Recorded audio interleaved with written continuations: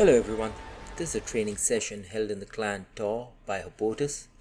This was a last minute thing, so the quality of the video in the beginning isn't the best, but later on it gets much better. Enjoy. Make one more with another injured villager. And then click loom. Good. Okay, this is great, looking great. By the time loom is finished, we're definitely going to have the food to go up. With Franks, I usually go 5 on berries. Okay, that's fine. I mean, Okay, you're up, great. Now on the way up, we want to decide where we want to make our barracks and where we want to make another house. What are you thinking? I'm thinking in front of the berries. Great, I love it. Okay, so the other thing we want to do, see those guys gathering the sheep? Grab 5 of them that are not injured and send them to a second lumber camp. Well, send them to a straggler tree until you have wood for a second lumber camp. Okay, great. The one making the barracks can make a house when the barracks is done. Okay, you're scouting the map. I like how you're scouting. You're scouting in areas where the TC can't be, so your scout won't die. That's great. A lot of fundamental stuff looks really good so far, honestly. Okay, let's make a second lumber camp with those 5. I'm sending one more will for walling. Okay. I'm impressed your score is above Goth's. Yeah, his scouting is really good. It's probably just that.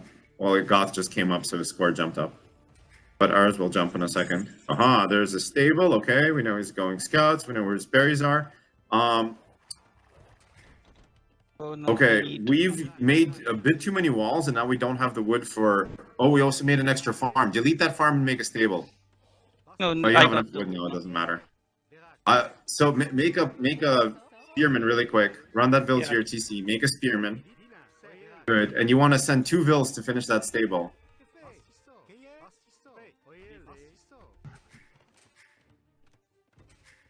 Healthy vills. And these unhealthy guys, get them back to the TC. Good. Okay, we're going to protect the villagers making the stable, and then we're going to protect our berry area with that spear. I would, at this point, take another spear and send him to your wood line, because you know he's going scouts. Yeah.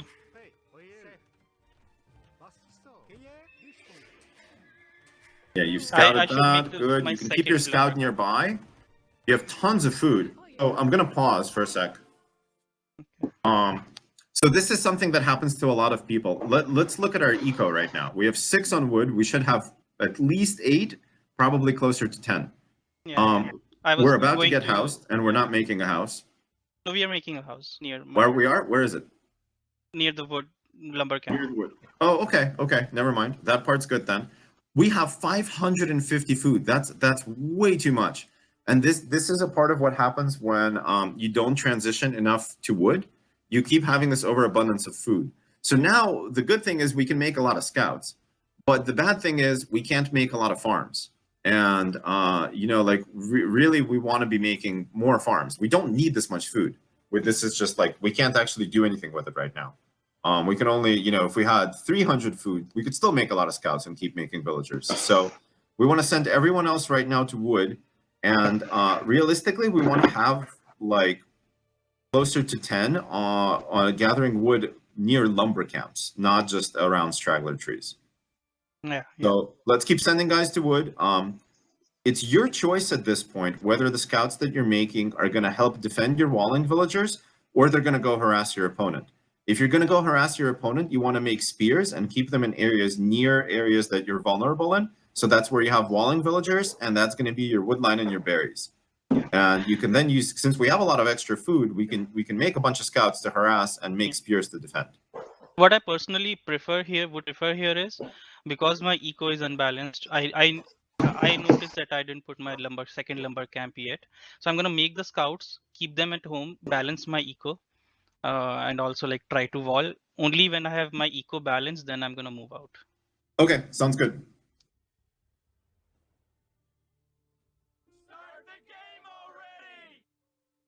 Yes. I'll pause. Yeah. Oui, c'est fait. Bûcheron. Okay. Where'd you make that house? Okay. So you're also making really huge walls, and if you're going to keep making walls like this, you want a wall to the Yeah. edge of the map. Yeah, Um, yeah. In general, which is okay. And make sure you're sending some defense to that area where you're making the second lumber camp, because you know he's got scouts around. There they are. Okay. Good. Track them with your scouts, and when you have the opportunity, attack them with your spearmen. What he's probably going to try to do is pull your spearmen out of position and pick off weak villagers. So don't chase too far with your spearmen. Yeah, you can keep your spearmen on not stand ground, defensive, so they don't chase too far. Looks like they are actually, so it's fine. But do chase him with your scouts. Keep shadowing him with your scouts. So this walling villager you have is going to get attacked in a second, Yeah, the one yeah. near the gold. Okay, you could have quick walled him, but that's also fine. I just wanted to, yeah. Yeah, that's fine. No, you pulled him back and you're shadowing him. Yeah, you don't need to really fight with the scouts so much. You just kind of want to like keep him away from, because our plan right now is to full wall, right? You want to keep him away from harassing you. So that's good. The area behind your wood line here is still vulnerable, so we want to move that spearman over there and wall that.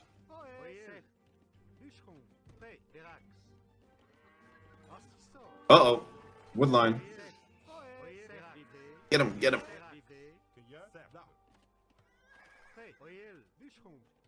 Good. I mean, you lost one. Not the worst thing ever. What the hell? You killed you killed the ostrich with that spear. Misclick. Yeah, that's hilarious. You're like, fuck you, ostrich. Okay, good. This is great. You've shadowed him with the scouts. I'm gonna pause again. So I kind of hate that last wall you just made.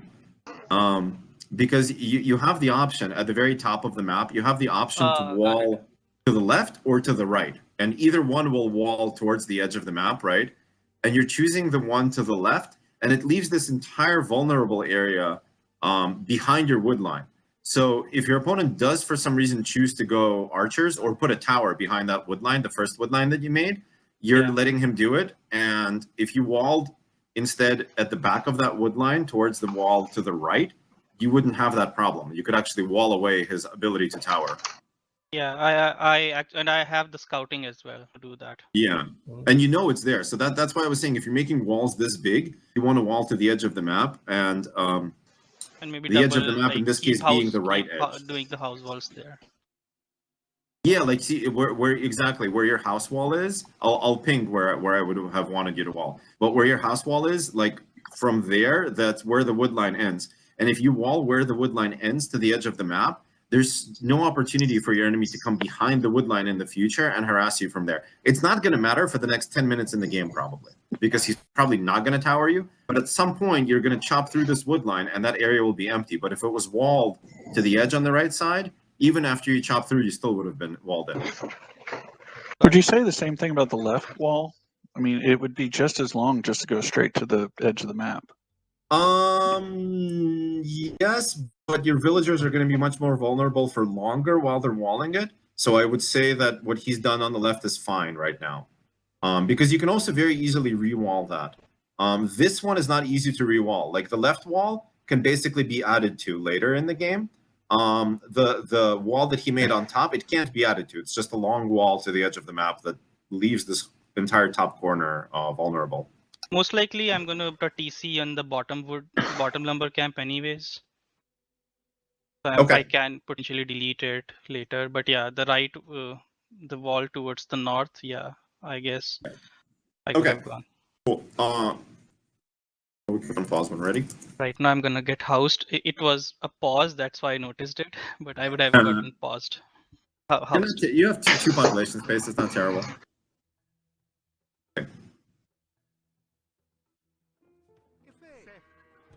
Okay.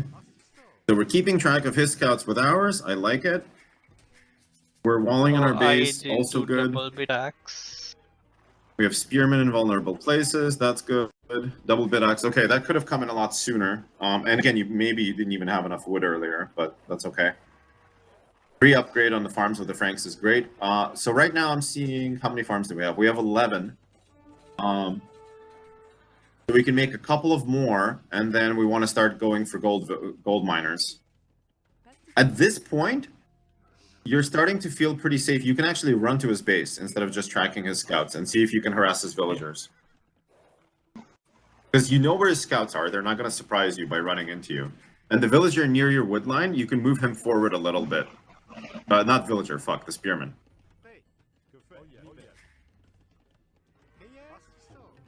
Should I? Okay, I could do that still. Okay. You're doing like house walls and a wall and palisade walls. That's No, right. yeah, I need to delete those palisade. Yeah. Oh shit! I Oh, you deleted. deleted the bill. Oh no. Okay, watch out. You're getting spearmen attacked. Your scouts are dying. So at this point, just circle around his base and see what he's up to. Look for vulnerable areas. You know he's got spearmen on the front. See, this is something that'll happen to a lot of you all. Like, your opponent made spearmen, even though you never even attacked him. And they were just standing there. Like, that's lost eco. Like, you know, if you're playing as aggressively as Styx was... Oh, there's a villager you can pick off. Get him, with all the scouts. Okay, if you can micro, use one scout to try to block him. Oh, he's trying to quick wall. Nice. I got one. Okay, I've queued wheelbarrow for now. Good job, good job. Okay, keep running around with the scouts. We're going to gold. At this point, we're getting wheelbarrow. Okay, this is looking super solid. Okay, he's house-walled. By the way, notice what Styx did here in that area where his scouts are now, that he's house-walled. That's a really nice way to defend if you're playing more open.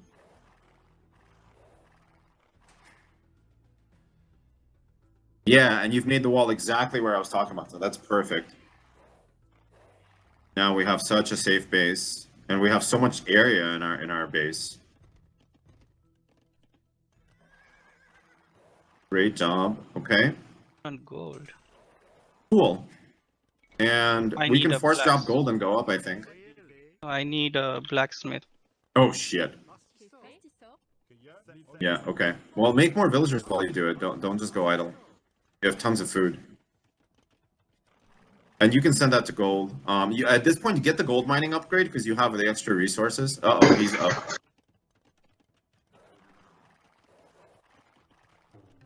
Spanish. So And we're up. Okay, click up. Okay.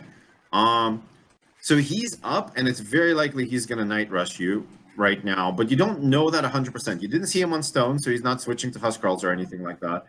It's possible he might go Pikeman Siege, but here's where you really want to use your scouts to scout his base, and if you have the extra APM, you can use a couple of weak scouts to scout the remaining dark areas of the map. yeah, And use that's the what I'm strong doing. scouts to scout his base.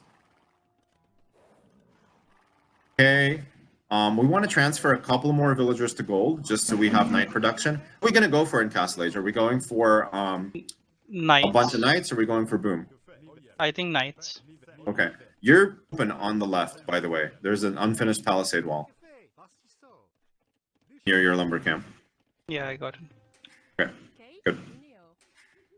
Scout the front of his base, see what units he's making. Or see if he's booming. Okay, he's got a TC. Okay. Now, another thing we want to do, you know what upgrades he has on his spearmen? Yeah. I mean, I don't right now, but Okay, so we want to click units that we pass. We want to click their upgrades always. This is important for everyone, just so we know if the enemy is investing into that unit or if they just happen to have a few on the map just in case. Because if you saw a spearman, or like I clicked on him, he has no upgrades. If you saw a spearman with upgrades, you know he's going infantry. But a spearman with no upgrades, it means it's a lot more likely he's going knights. It's Knights, possible he's yeah. going crossbow. We'll see what he's doing. yeah, I mean, I can also click the TC to see if he is fletching. Very true, very true. Okay, let's resume.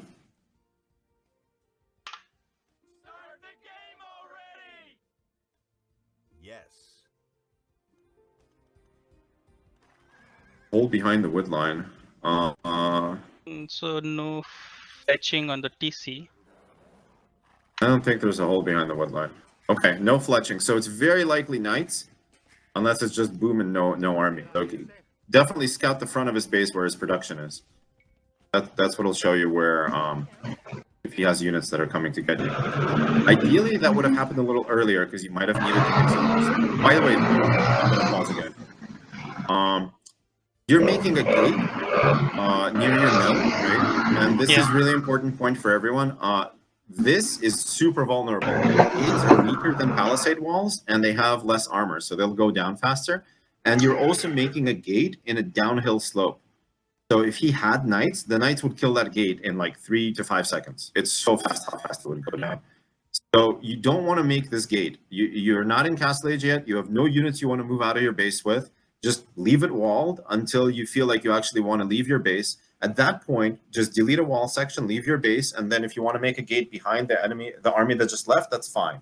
But that kind of thing can lose you games. Like if you're making that kind of gate, especially on a hill like that. So just be careful with that.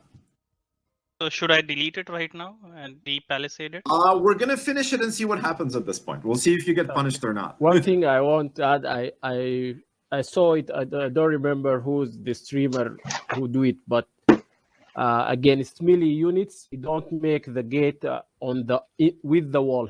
You make it behind the wall, so only one can attack the gate. So if you look for the palisades on the left, he delete one palisade and then make the gate behind the.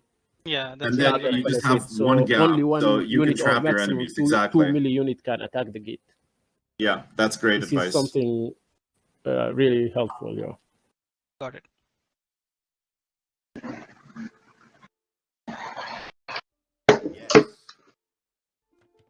Okay.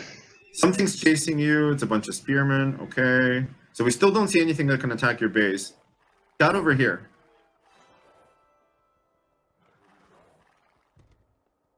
And we're making stables, making knights. We need knight upgrades. Good. Okay, what's that? That's knights. Click on them to get the upgrades. Okay, we see a bunch of knights on the hill and we see a siege workshop. Now we know what's happening. Okay, so now you have a choice whether you want to outmass him in knights or also add pikemen. You can also add your own siege, but you don't need to because knights are so good at killing siege. What you can add that's really strong versus knights is monks. Yeah, I think So your choice right now is like, are you going to outmass him and outproduce him in knights? Or are you going to go add pikemen or monks? Monks is the quickest answer, but make sure you're still producing villagers. And really, you have a ton of resources. You can make more TCs, you can make more stables. Okay, he's getting defense upgrades. By the way, this is a mistake. The fact that he has defense upgrades. When you have knight versus knight battles, you want offense upgrades.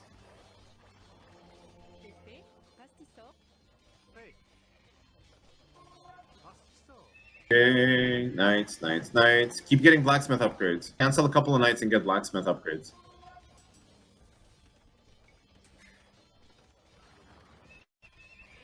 Oh, no, I'm gonna lose this table. He's about to run in. Your gold villagers need to run right now. Just fight so your gold vills can run.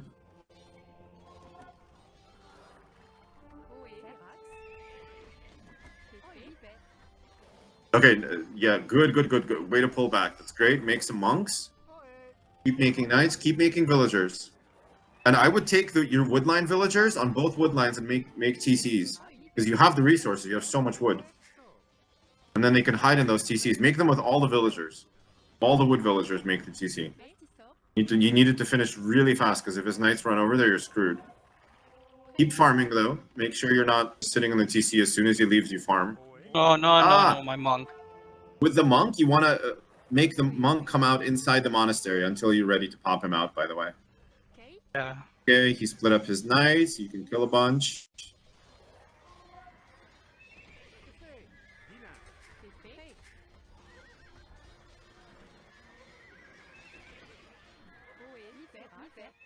Okay, we're starting to kind of equalize a little bit. Pull back to your TC though. Yeah, but I'm off gold, so yeah, that's the main issue. Yeah, and you don't have a market, and you don't have pikemen, so now you're screwed. Yeah. Well, you have still a ton of wood. You can take a bunch of villagers, make a quick market, start selling some resources to get gold.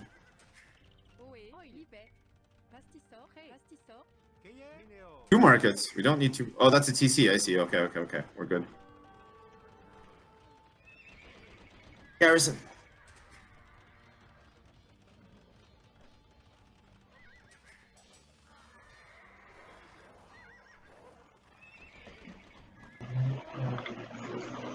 Okay.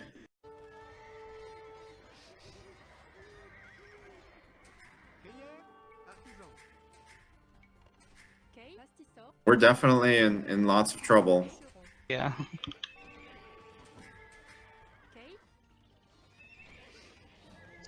Get Fletching Upgrade if you haven't already gotten it. Yeah, that can help your TCs kill his knights. I mean, or you can just make more knights.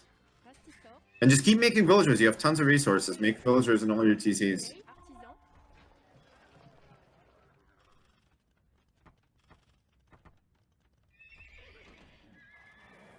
Okay, we have a market now. We can sell some wood for gold. Yeah, There you go. You're making knights. Okay, good.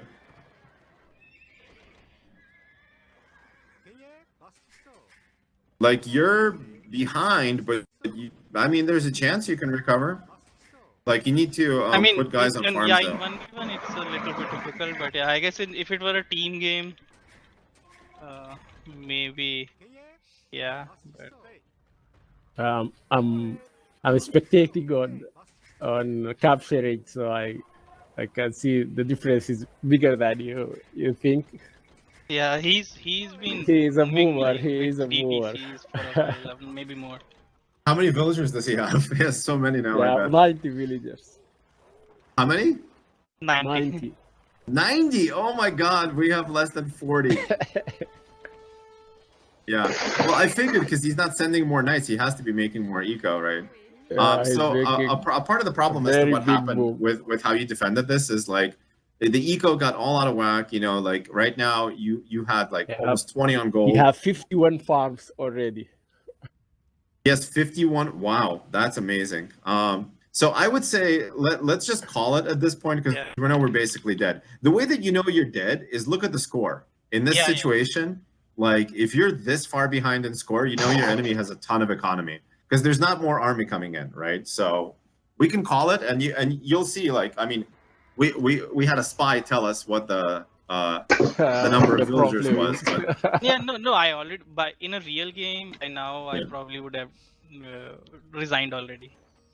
Okay, so go ahead and resign so we can look at his base. I mean, yeah, I guess like 1,000 or 1,500 when the score reaches that point, I resign. Likely, I mean, if I feel like I'm not getting back in the game. Yeah. How come? Well, that's really weird. It won't let me look at his base inside the game. I can look at the stream. User joined your channel. GG's, man. GG. Well played. No mercy stakes. So that was really good. I want to go over this rec real quick, and then we can move on to the second game. So let's do that. I'll load it up and I'll stream it, I guess. One thing I will point out. Yeah, go ahead. While going up to feudal. What?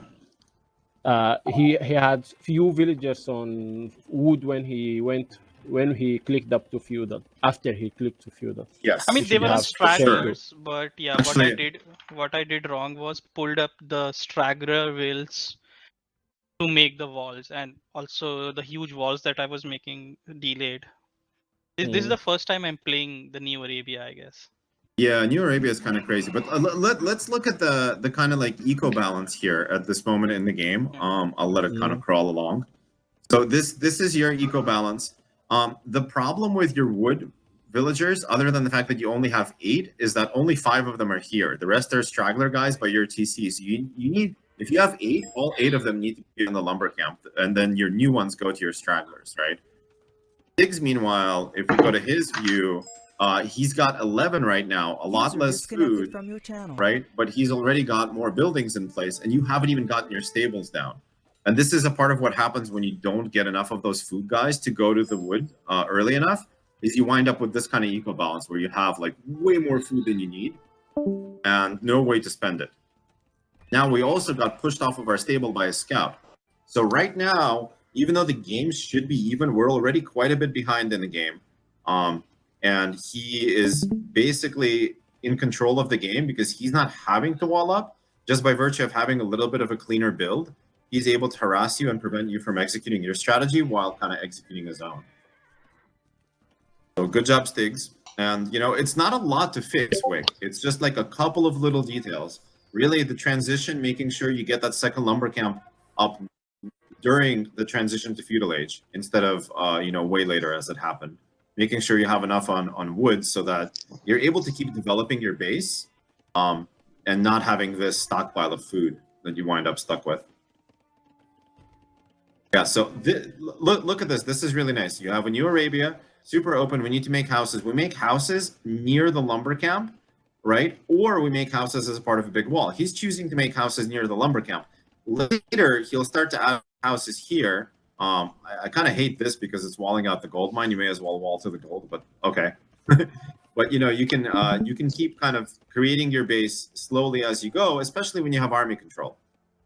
When you have less ability to micro your army, I think you should play like Wick does, where you basically just focus on defending your base until your base is safe and then trying to harass your opponent. So I do like that decision.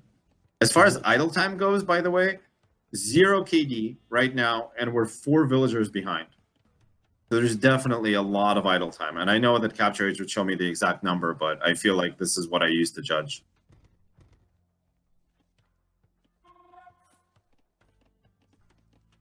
And that shouldn't be happening because you have a ton of food in the bank, right? But does Sticks, do you have wheelbarrow at this point? Oh, but even I don't have wheelbarrow at this point. I doubt it. The Goths have one villager because they research loom I went instantly. up 22 pop-up because I can get loom instantly, right? So I went 22 pop-up. He has horse collar and double bit axe, but no wheelbarrow. Yeah, and it's the fact that he has horse collar in this many farms is already so good. And he has that because he didn't wall. Yeah. Yes, this is the thing. The villagers that are walling, it's not only on. resources, it's idle villager economy time. Like effectively, they don't exist for your economy while they're walling. So in a lot of ways, like playing aggressive like this and being ready to make small walls around your key resources is more efficient. It just takes more. It takes more control. So if you don't have the control, you know, you got to do what you got to do. Yeah, which is basically what Wick is doing, and realistically for most of you guys, that's probably what you want to be focusing on, is just making a safe base for yourself. You're not going to face enemies that are harassing you this efficiently and developing their economy as well as Stiggs is doing in this game until you get to a higher elo anyway. So it shouldn't matter at this elo.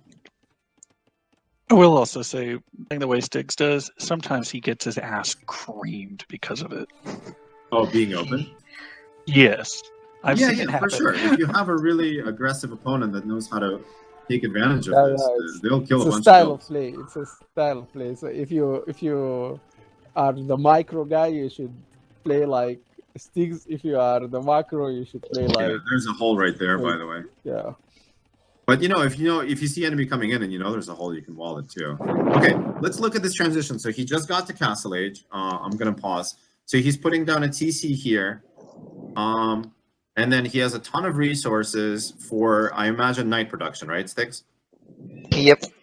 I forgot to put the second stable User down. disconnected from your channel. So this is definitely a mistake too. We only have one stable, and we almost have enough resources for Imp. That's a crazy amount of resources. Yeah. So we have one stable and we have no blacksmith upgrades. Yep. We have bloodlines and we don't have bloodlines. So this is kind of a terrible, a missed opportunity, because we could have bloodlines and we could have both of these upgrades right now. If we're getting to Castle Age with this many resources. So that's something to focus on in the future. Definitely have the second stables. You're throwing down a TC on gold and a TC on wood, which is great. I love that. I would have double checked this lumber camp. You have a hole on each side. You have a hole here and a hole here. Yep. And otherwise, we're going with small walls. So now that it just so happens that your opponent is playing safe and not really punishing you. But what if your opponent invested into kind of an all-in scouts play at this point, made a second stable, made a bunch of scouts, got full upgrades on the scouts? Like you would be harassed pretty hard. And I Yeah. have a lot of games where I do just that. If I see that my opponent is open the way that you are, I'll invest into full upgrades on feudal age scouts and make like 10, right? And then I'm running around and killing these vills that are trying to make TCs. I'm attacking this wood line, which has a couple of holes, like I'm maybe harassing some farmers. So, you know, this is also something, and it's not that you've done anything wrong, it's just that you haven't spent your resources. Yep. Right? Like, Definitely. and you don't even have a second stable where if someone had 10 scouts, like, what do? You're just running around, you know, trying not to lose villas for a while until you can stabilize. Yeah, but at this point, I was pretty confident, I guess. I just kind of became a bit. Yeah. Complacent. Yeah. Yeah. Yeah, I understand. That makes sense. Diggs is Okay. playing the player. Let's continue. So let's switch to Wick's point of view here. This is really important. The transition, right? Like we've clicked to Castle Age. We're a little bit behind our enemy now. I was telling him to scout, and he also has a ton of resources. So what do we do here? We need to decide. We're behind in Castle Age. What are we going to do about it, right? If we know the enemy is going for knights, which the enemy does go for eventually, we want to be massing spearmen. So I was trying to talk about scouting, and I kept saying scout the front of his base, because you want to know if the enemy is making knights, make spearmen. So if as soon as you see the enemy's making knights, you start massing spears. If you have no idea and you're guessing your enemy might go knights at this point, just blindly make spears in here. We have a ton of resources for spearmen. If we have 5 or 6 spearmen sitting here by the time the knights arrive, then we can choose to do the pikeman upgrade reasonably, and we have a small army of pikemen to try to defend our base with. Our options: add another barracks for pikemen, add another stable for future knight production. You know, like we have a lot of resources. Another option is to add a couple of more farms, switch a couple of wood gatherers to gold, because to balance out the economy. If we don't do any of those, these are just going to sit here rotting away and being kind of useless. Because right now we have a lot of options. We can go 3 TC, we can go 2 barracks pikemen, we can go 2 stable knights if we add more gold miners and get the gold mining upgrade, which we did at this point. And let's see how this plays out. I'm going to slow it down again. So this is where I was telling him to go scout, and you see the scouts splitting off into multiple directions. Now, we don't know what the enemy is doing, right? We have this weak scout and this weak scout that should go to the corners of the map to explore.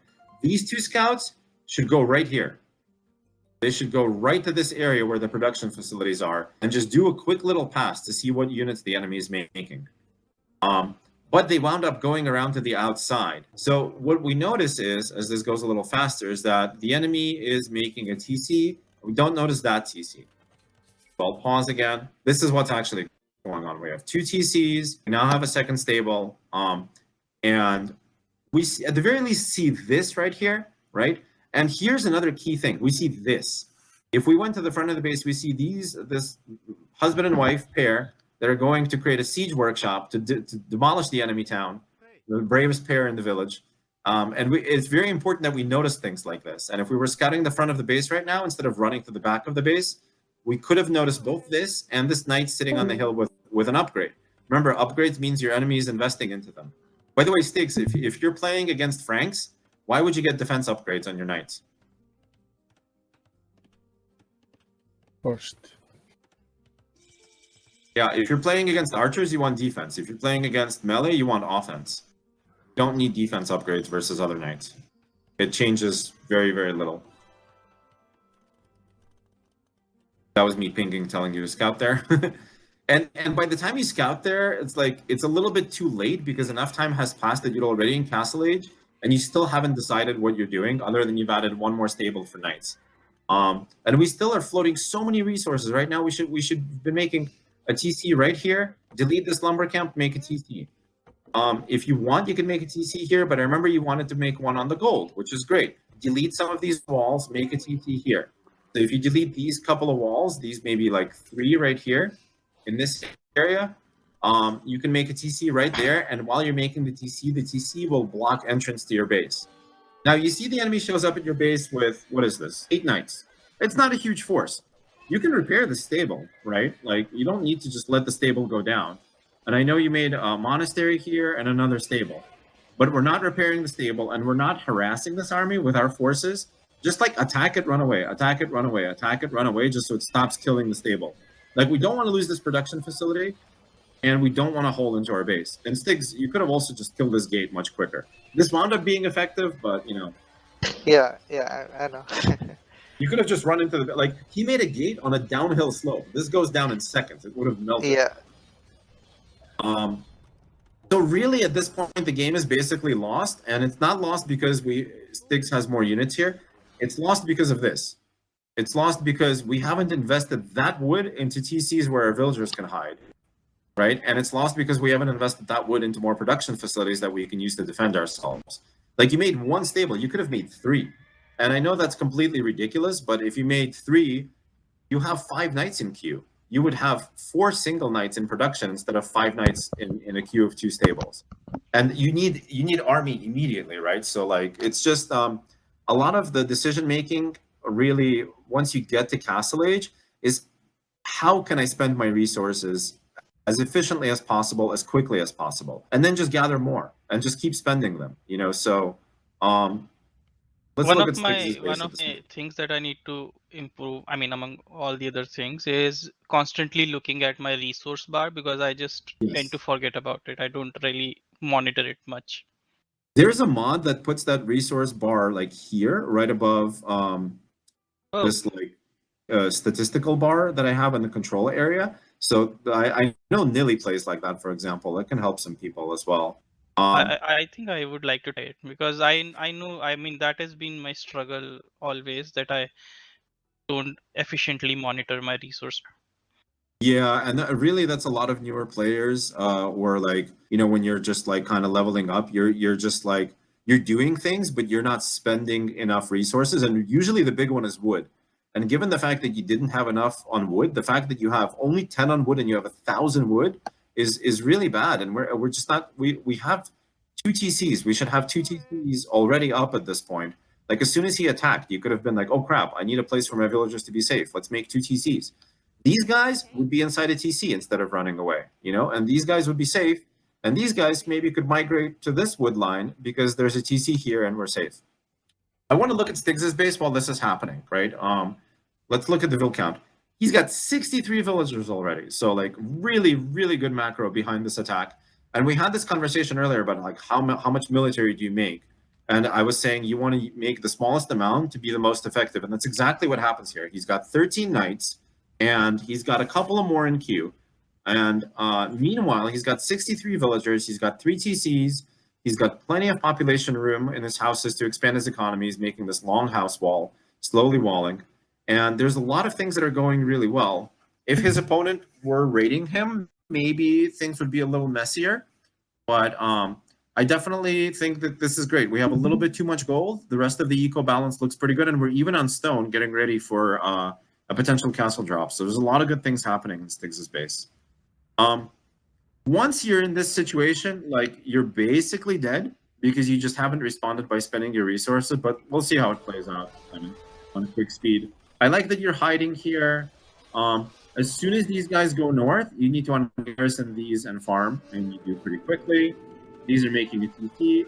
I spoke about how you need to garrison the monk inside the monastery and have him come out and convert. And here, again, we have this, like last time, we have this eco imbalance where we have no gold now because we've been pushed off gold. So you're making a TC on it, and the market, this market you're just making where you get attacked. So I would just grab a bunch of these guys and make a market really quick on this area, which is currently safe for the moment. That's really the only other comment. After this, we get wrecked, and meanwhile, Stiggs, who is it that told us, Subaru, that you were at like 90 villagers, and I'm just like, oh my god, we're under 40. Yeah. You are talking like there is still maybe there is a still chance, and I look at the villager difference, it's a very minimal. Yeah, no chance. And now he's back into full night production. So this was a great job. Like, you created a raiding force of about 12 units, and that dozen units just did enough to your enemy that behind it you had a huge boom it's exactly the concept that I was talking about when we were kind of reviewing the spreadsheet. So it's cool to see it executed.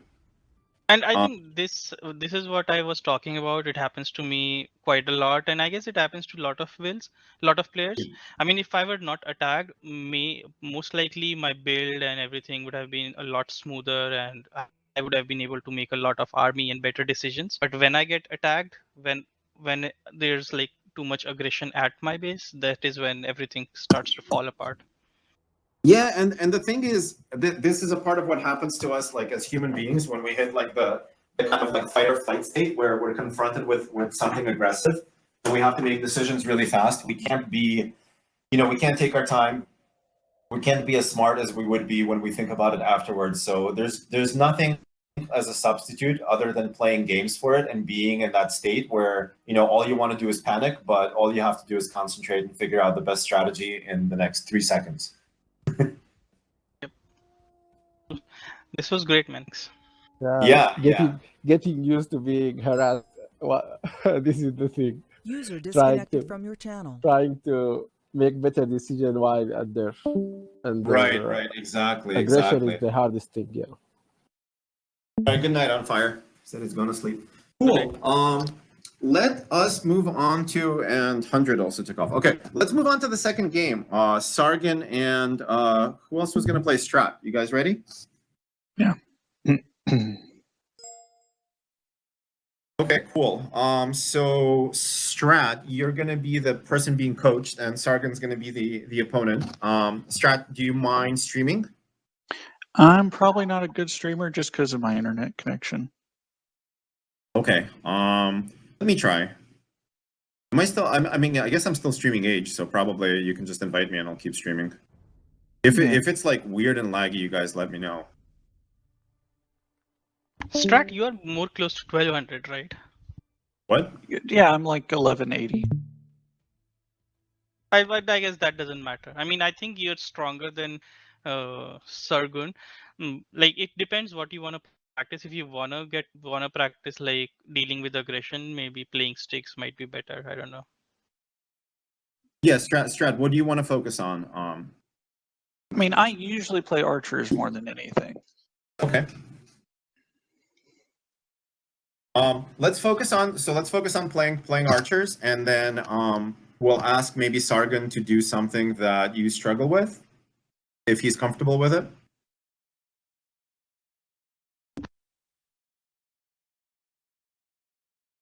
Or it could be something that you want to be matched up against in general, or you could just be like, play whatever. It's up to you.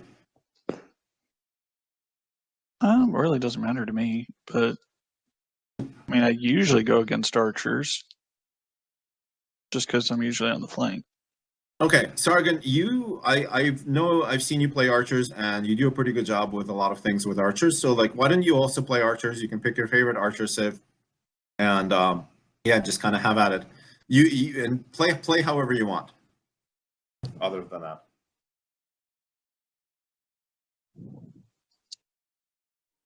Okay, and then when you're ready, Sargon, go ahead and jump over to a different channel.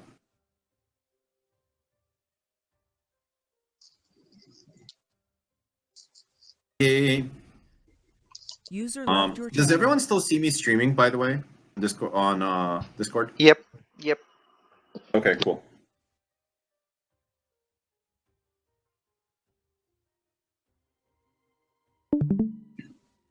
All right, GLHF.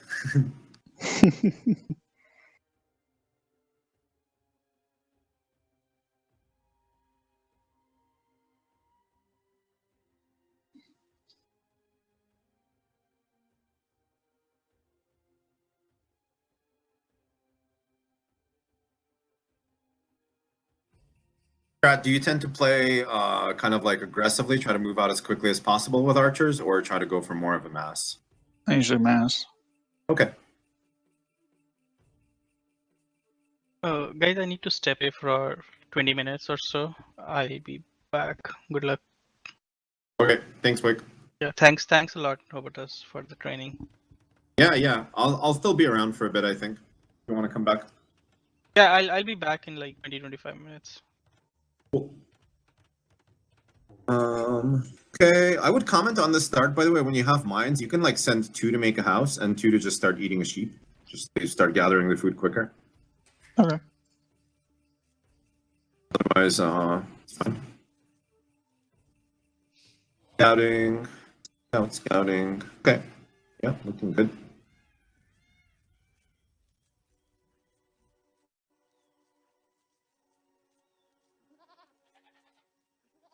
I can't play as zoomed out as Wick. Yeah, that's well, I really think it hurts his micro really. Mm-hmm. It probably like hurts all the little battle stuff because it's so hard to see what's happening with units. Like for example, controlling a monk when you're that zoomed out must be really hard. Yeah, and if you have 2 types of army, also it's very hard to double-click one But of I mean, the. he said he has a large monitor too, so maybe it doesn't look that bad on a large monitor. I don't know. Oh. Yep. Do you see your other sheep, by the way, Strat? Not yet. I mean, they're visible on your map. You just haven't gotten there.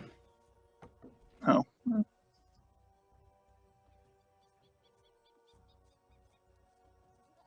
Okay. Do you number your villagers under the TC to a control group? Not typically, but there you go. I would recommend doing it just so that when you want them all to attack a boar or something like that, or force drop food, you have that available. Okay. For the elephant. Good.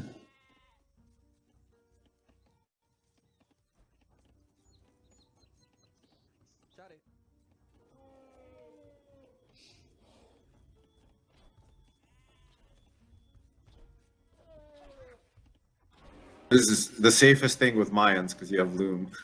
All the loom saves this is safe. Okay, you need to make a house Pulling very the quickly stakes. with as many villagers as Yep. you can. There you go. Okay, good choice on the lumber camp. Idle TC. Yep.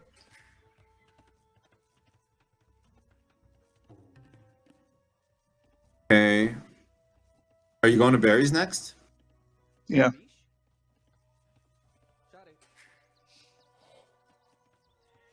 Force drop so you can make villagers.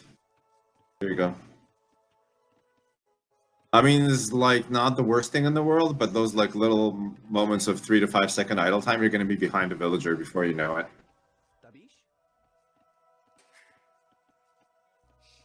Okay. Are you planning to full wall or play more with small walls?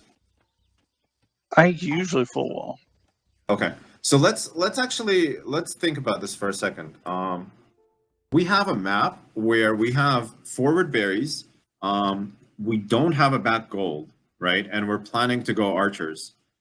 So this is kind of a situation with like especially how open Arabia is right now, where we have to decide like what we're gonna do based on that information. Like our berries on the bottom of a hill, very easy for an enemy to harass, and our gold is close to the bottom of a hill, so also not the most ideal spot, right? So like you can full wall in a way which protects those areas, or you can play very aggressively. I just kind of want to know what your thinking is based on the map that you have. I haven't even thought about it yet, but like I said, I usually full wall. But with this map, and I haven't gotten used to New Arabia, almost maybe no wall other than the strategic points. Okay, you're One playing thing, against one thing Hobotus, also so about the new Arabia, it's like you have only 2 golds because the third gold spawns so far away. You haven't even found it till now. So Another thing this is to also a actually problem. Another thing to think about actually is your opponent. Your opponent is an archer civ, right? So walls don't matter. Small walls won't be too much of a help. Yep. that's true. So full wall is better versus an archer civ. I agree with that. Main thing, the number one point I would draw from the look and shape of your map, the fact that you have 2 key resources, berries and main gold forward, and your secondary gold is super forward. It's not that you can't even take it. Is that you have to play very aggressively, Like if you play defensively, your resources are constantly going to be harassed. So Microphone activated. that's the main Fair thing. enough. Like whatever else you choose to do with your walls or not, you have to play more aggressively than you would if you had safe resources. Fair point. Okay, so at this point, just so that you don't get thrown off, we should be getting our second boar as quickly as we can, and otherwise maybe continuing to send villagers to berries, etc. Because our elephants almost run out. So you can unpause when you're ready. Yes.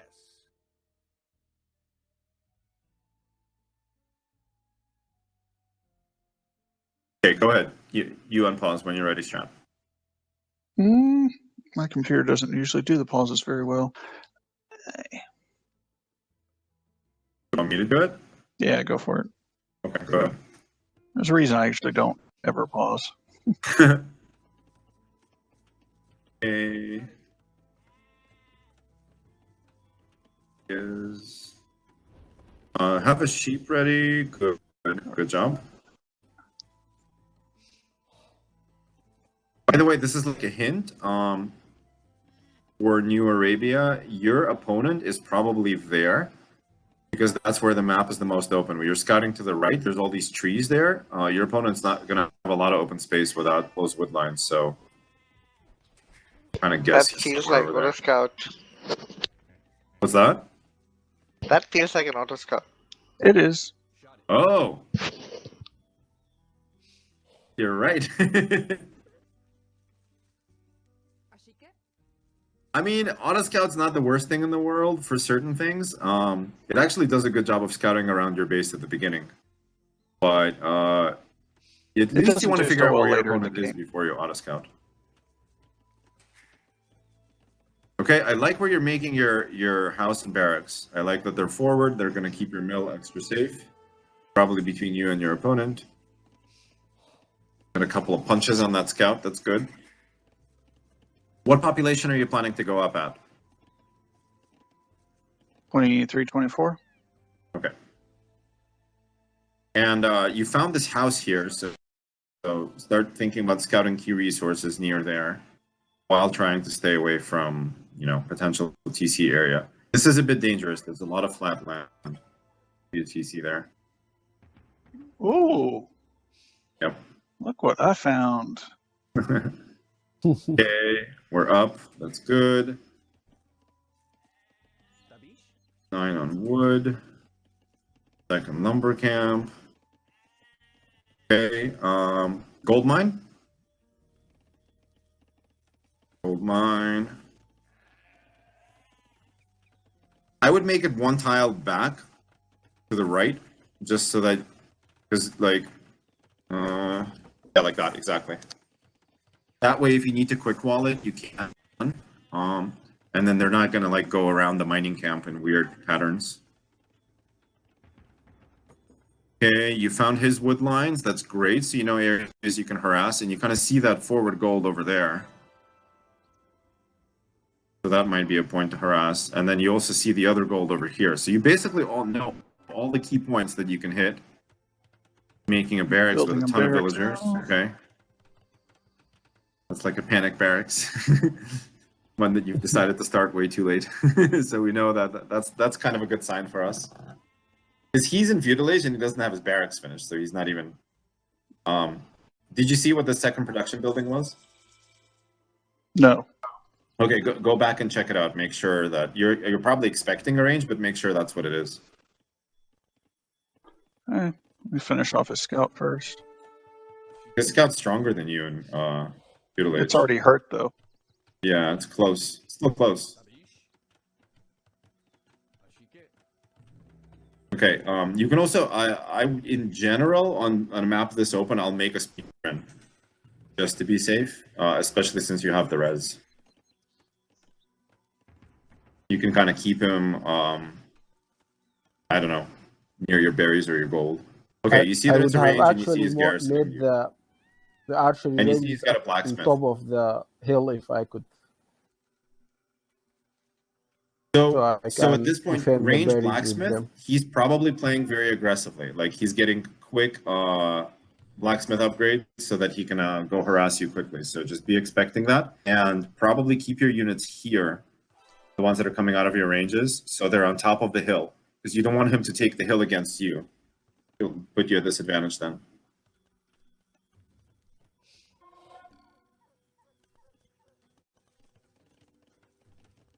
All right, we have a lot of extra wood, so we can definitely use that to seed farms. You can use the guys on the sheep, and you can even pull off a couple of wood choppers. Not too many, just maybe one or two.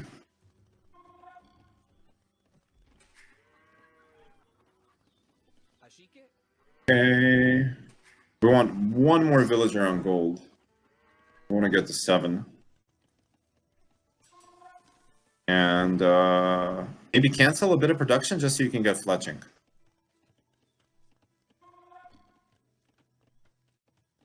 There you go. House. Okay, so far so good. So at this point, you're in a position where you could move out right now, but he might be attacking you. So definitely use your Eagle Scout to see what's going on. See if he's moved out, and if he's not, you should attack. You have a bunch of archers, and you just got fletching.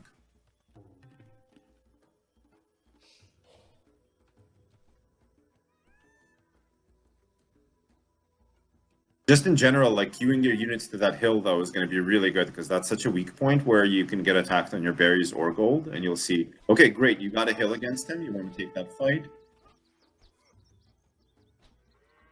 Click on his units to see the upgrades.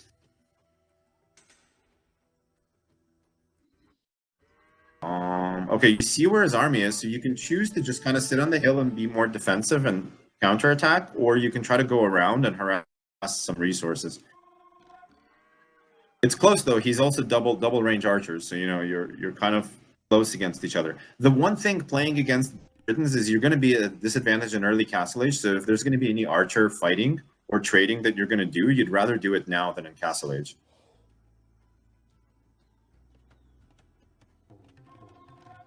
All right, I like how you're house walling. Eco is looking pretty good. We still have a bunch of wood, so I would grab like maybe 2 lumberjacks and make farms with them also. The other option is make a market if you want to just kind of use that to balance your resources at some point.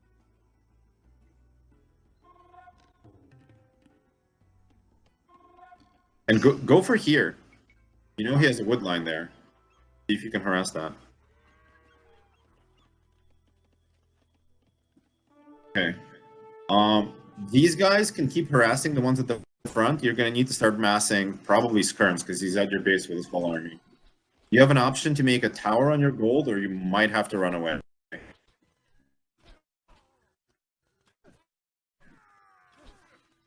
And it can really help to queue your units inside the ranges now so they don't die one by one.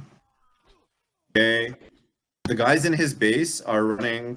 Good. You got control of them. Just keep them on stand ground and keep them harassing key resource areas.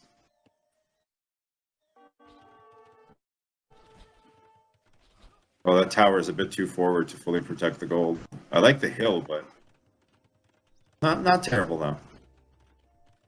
Massing units. You can keep massing skirms. You're out of gold, but you can keep queuing skirms. And you've done a nice job on his villagers. Meanwhile, he's off of wood. Game's gotten quite messy all of a sudden, but this happens on the New Arabia. Everyone is the other speeds. Connection lost.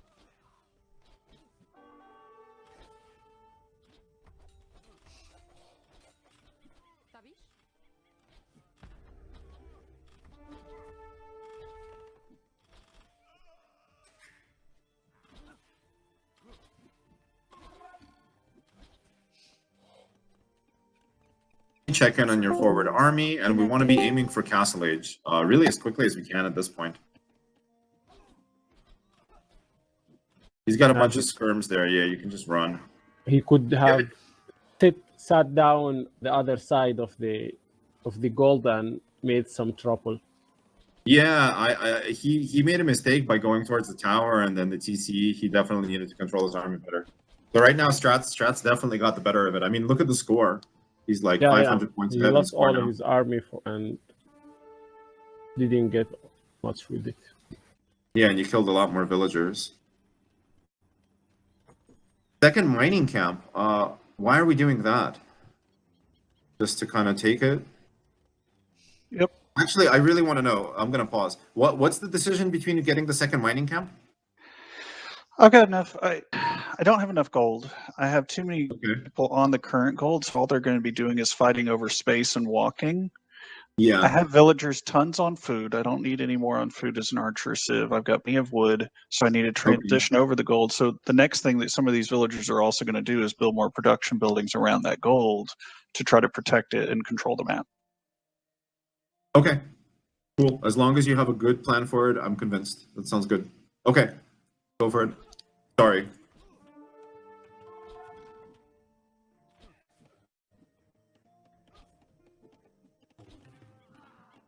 Hey, you found another lumber camp and you're harassing it. And we're controlling this hill. Okay. You might want to cancel a villager and a couple of archers and just go up at this point. Because you actually have the resources. You're just in queue.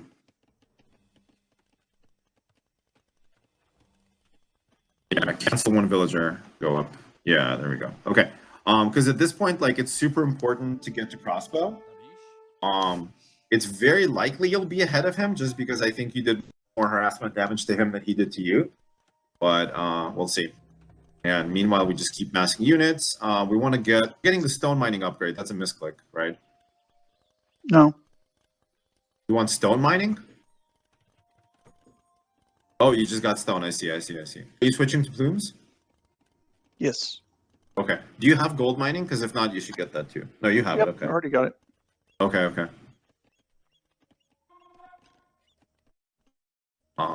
Oh, well, okay, and we got a tower up, so the stone makes even more sense. Okay. Are you planning to, at this point, like, castle drop him, go for ballistics? Like, what are your castle age plans? I hadn't thought that far ahead. Okay, well, you have idle time when you click castle age. You kind of have idle time in terms of not having to manage your economy. So just, this is the time to kind of make some strategic plans as to what you want to do with him here. I see that you're going 4 ranges, so it looks pretty heavy production, at least. We're going to need more on gold for that to really function. Yep. But that's fine. Oh, go back. You do not want to lose units before you hit castle age. Yeah. You can fight downhill, basically, but don't take any other kind of fight. That was a bad fight for him. He needs to get out of here. He should not be fighting uphill. Oh, massacre. It's a Sargon massacre. Okay, Even though he's got skirmishers, he should be beating me, but... No, well, he's fighting uphill. I know. That's what I'm saying, is if it wasn't for the hill, he'd be beating me. Yeah. Okay. Your primary upgrade should be Bracer. There you go. Just get in the habit of clicking Bracer first, especially... I didn't have the resources. I was waiting on it. Yeah, but I mean, especially in preference over Thumb Ring. And then, do you want to go for ballistics at this point, or are you just gonna do without? Economy. Okay, sounds good. My economy is just taking a hit by hitting castle. So I would say at this point, given how much stone you have, just start pressuring him with all these archers you're making, and castle drop him. Yep. Because I really, like, he's still in feudal age. You should be able to just get the kill at this point with this much of an edge.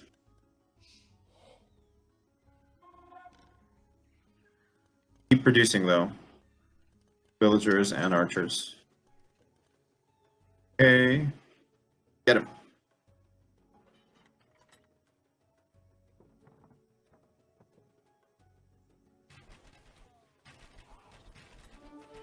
Good. And grab your forward gold villagers and berry villagers. Just like grab that whole group and just drag them forward to castle drop.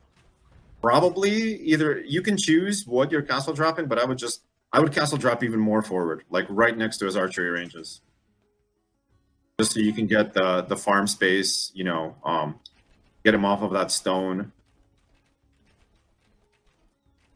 Okay.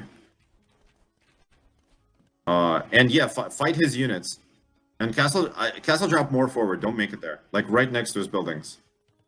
Well, then I can't hit the building. I mean, like 1 tile away. It's just right now you're not denying farm space. You could easily deny. It's probably not going to make any difference in this game, but with the castle you're making is usually the right choice. But given how much of an army advantage you have on him right now, I would just make it as far into his grill as you can, like all the way into the mouth. So he has to eat the castle. Because really, like, let's say you made the castle like right where that stone is, touching his barracks, right? Yeah, it's going to touch 1 archer range, but it'll still kill the other 2. It would kill a bunch of farms, and that's really, really key. The fact that you deny farmland, and he's going to surrender anyways. Like I said, it doesn't matter. But you know, like with this much army control, it's just you can take so much more of a castle risk rematch. Well, that was great, chat. A lot of things went really well there. Any questions from you or like thoughts? I mean, I got housed one's the problem. User joined your channel. Yeah. I don't know. I think I balance resources a little better than I normally do, just because of listening to your last one. I don't like the new Arabia, but I just got to get used to it. It's here. Yeah. It's Yeah, way it's too harder. open. I mean, I think like with the bit of coaching that we were having and just the conversations, I do really like what you did actually with the forward gold and then made buildings. I was wondering what your plan was there, and also the tower that you made. Like he could have sat behind your gold and harassed it from the back and just not let you mine gold, but that tower controls the hill as well as defending the gold. So it was like a worse short-term solution, but a better long-term solution, because that hill in front of your base, you know, it has both golds, and that tower actually kind of helps to control both. So I do like a lot of what you did here, even though you said you're not that comfortable with the map. I like how you house walled on the left, which is the side closest to him, and didn't even finish walling the other. I feel like if you're going to play this style where you're like semi-open, that's a great way to do it. So that was really good. Let's see. Yeah, there was a lot of really good stuff happening here. There wasn't any kind of like major mishap. Maybe we lost a few more units than we should have when he attacked your base, but you know, that's kind of like a really hard moment to control just because. Sargon also here. What's that? I think you should bring Sargon also. Yeah, he's back. Yeah, he's here. He's here.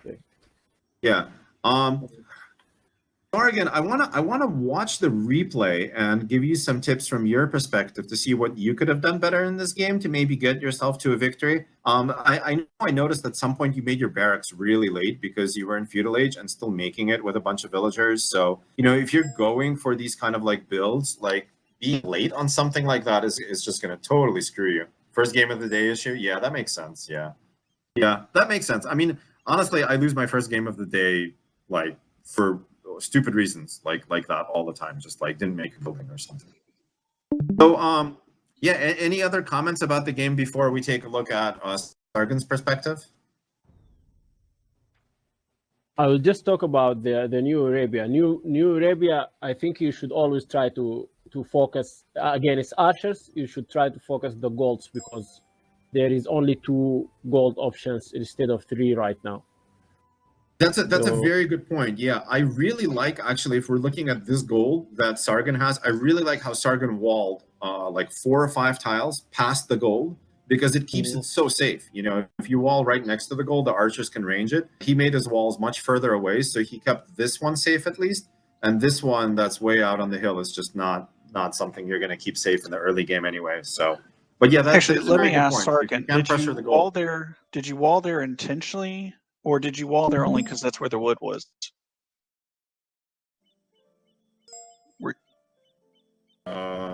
Intentionally. Okay, good job, Sargon. That's a really smart decision. If it was me, I also always try to, when I have a forward gold when I'm playing archers, I put my archery ranges in front of it, so it will be a scary place for the enemy to come. So even it will be to the side, I will try to put at least 1 archery range next in front of the gold part of the wall.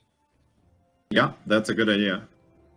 That is a good idea. Also, if I was strat, I think I would have my first cherry range top of the hill in front of the. That's a good point. Yep. Of Yeah, the mill. Yeah, I really like that point. I mean, you Put made it them as a part of your one wall, and archery generally range in the speaking, top this of the is hill, fine, so but also they it are will better be on the scary hill. for the enemy You're right. archers. Yeah. I'll accept that. Yeah. Yeah. Mhm. Okay, let's watch this from replay real quick. I'm not going to take too long. Cool. GG. That was Strat. That was really well done. I mean, there wasn't really like anything too big that stood out to me as being a problem. You know, obviously, like when you fight like a stronger opponent, more crap will show up, where it's just like, oh crap, I didn't do this, I didn't do that, and but yeah, overall that was quite clean. Yeah, he was on the driving seat when you're driving seat. Yeah, you know, when you have the advantage in the game. The thing is, yeah. there was this really cool moment when you guys had your main army in each other's base, and it was just a matter of like who handled that situation better. That was gonna show up with who was gonna come out on top. Yeah. Okay, so I just want to talk about Arabia in general. So let's look at Strat's map, and then we'll look at Sargon's map. Arabia is super open now, and I think one of the things that's really cool about this is the game doesn't give you anything. You kind of have to take it, right? Your resources aren't naturally protected, but you do have backwoods, so at least you can take like a wood line like this one and know that you're not going to get harassed from behind, right? And like here, you wound up getting harassed on this wood, but also there were steps you could have taken to prevent that. Anyway, looking at the map, right? Like we have this nasty hill where if we don't take control of this hill and our enemy sits units on it, we're going to be at such a disadvantage. So right away, when we scout that, we know that we have to do something about this. And I think a super solution of placing your production buildings on top of this hill, like past the berries, is a great way to take control of this area. So that's a really, really good point. Otherwise, you know, these wood lines, they suck at protecting the front of your base, but they're great at walling in. If you wall in here and you wall in here, already now that you can just start to make your buildings across this line and this line, eventually your base is actually going to be nice and cozy, and you'll even have one internal wood line, which is going to be super safe. Let's take a look at Sargon's map. It's a little bit more friendly. The berries are forward, but they're not next to a huge hill. We have a stone that's really not that bad. It's kind of sideways, and a gold that's really quite safe because we have a wood line here. And as we saw, Sargon walled this way, which was a great way to defend this gold area and also defend the berries. And the production buildings were here, which, you know, they could also be here near the gold. That's also fine. But berries are also a really important resource in feudal age. So making them near the berries is also fine. Yeah, this is really good for Sargon. He has less of a natural wall to the edge of the map type thing. Like I feel like, you know, Strat could go here, he could go here, and then wall towards this hill from both directions, and then everything is walled in. For Sargon, it's trickier. Like, do you want to wall here? Maybe, you know, but that's quite far from your starting area, so maybe you don't. But then you also have to be careful. Like, if you can, it's really nice to wall like this instead of walling here and here.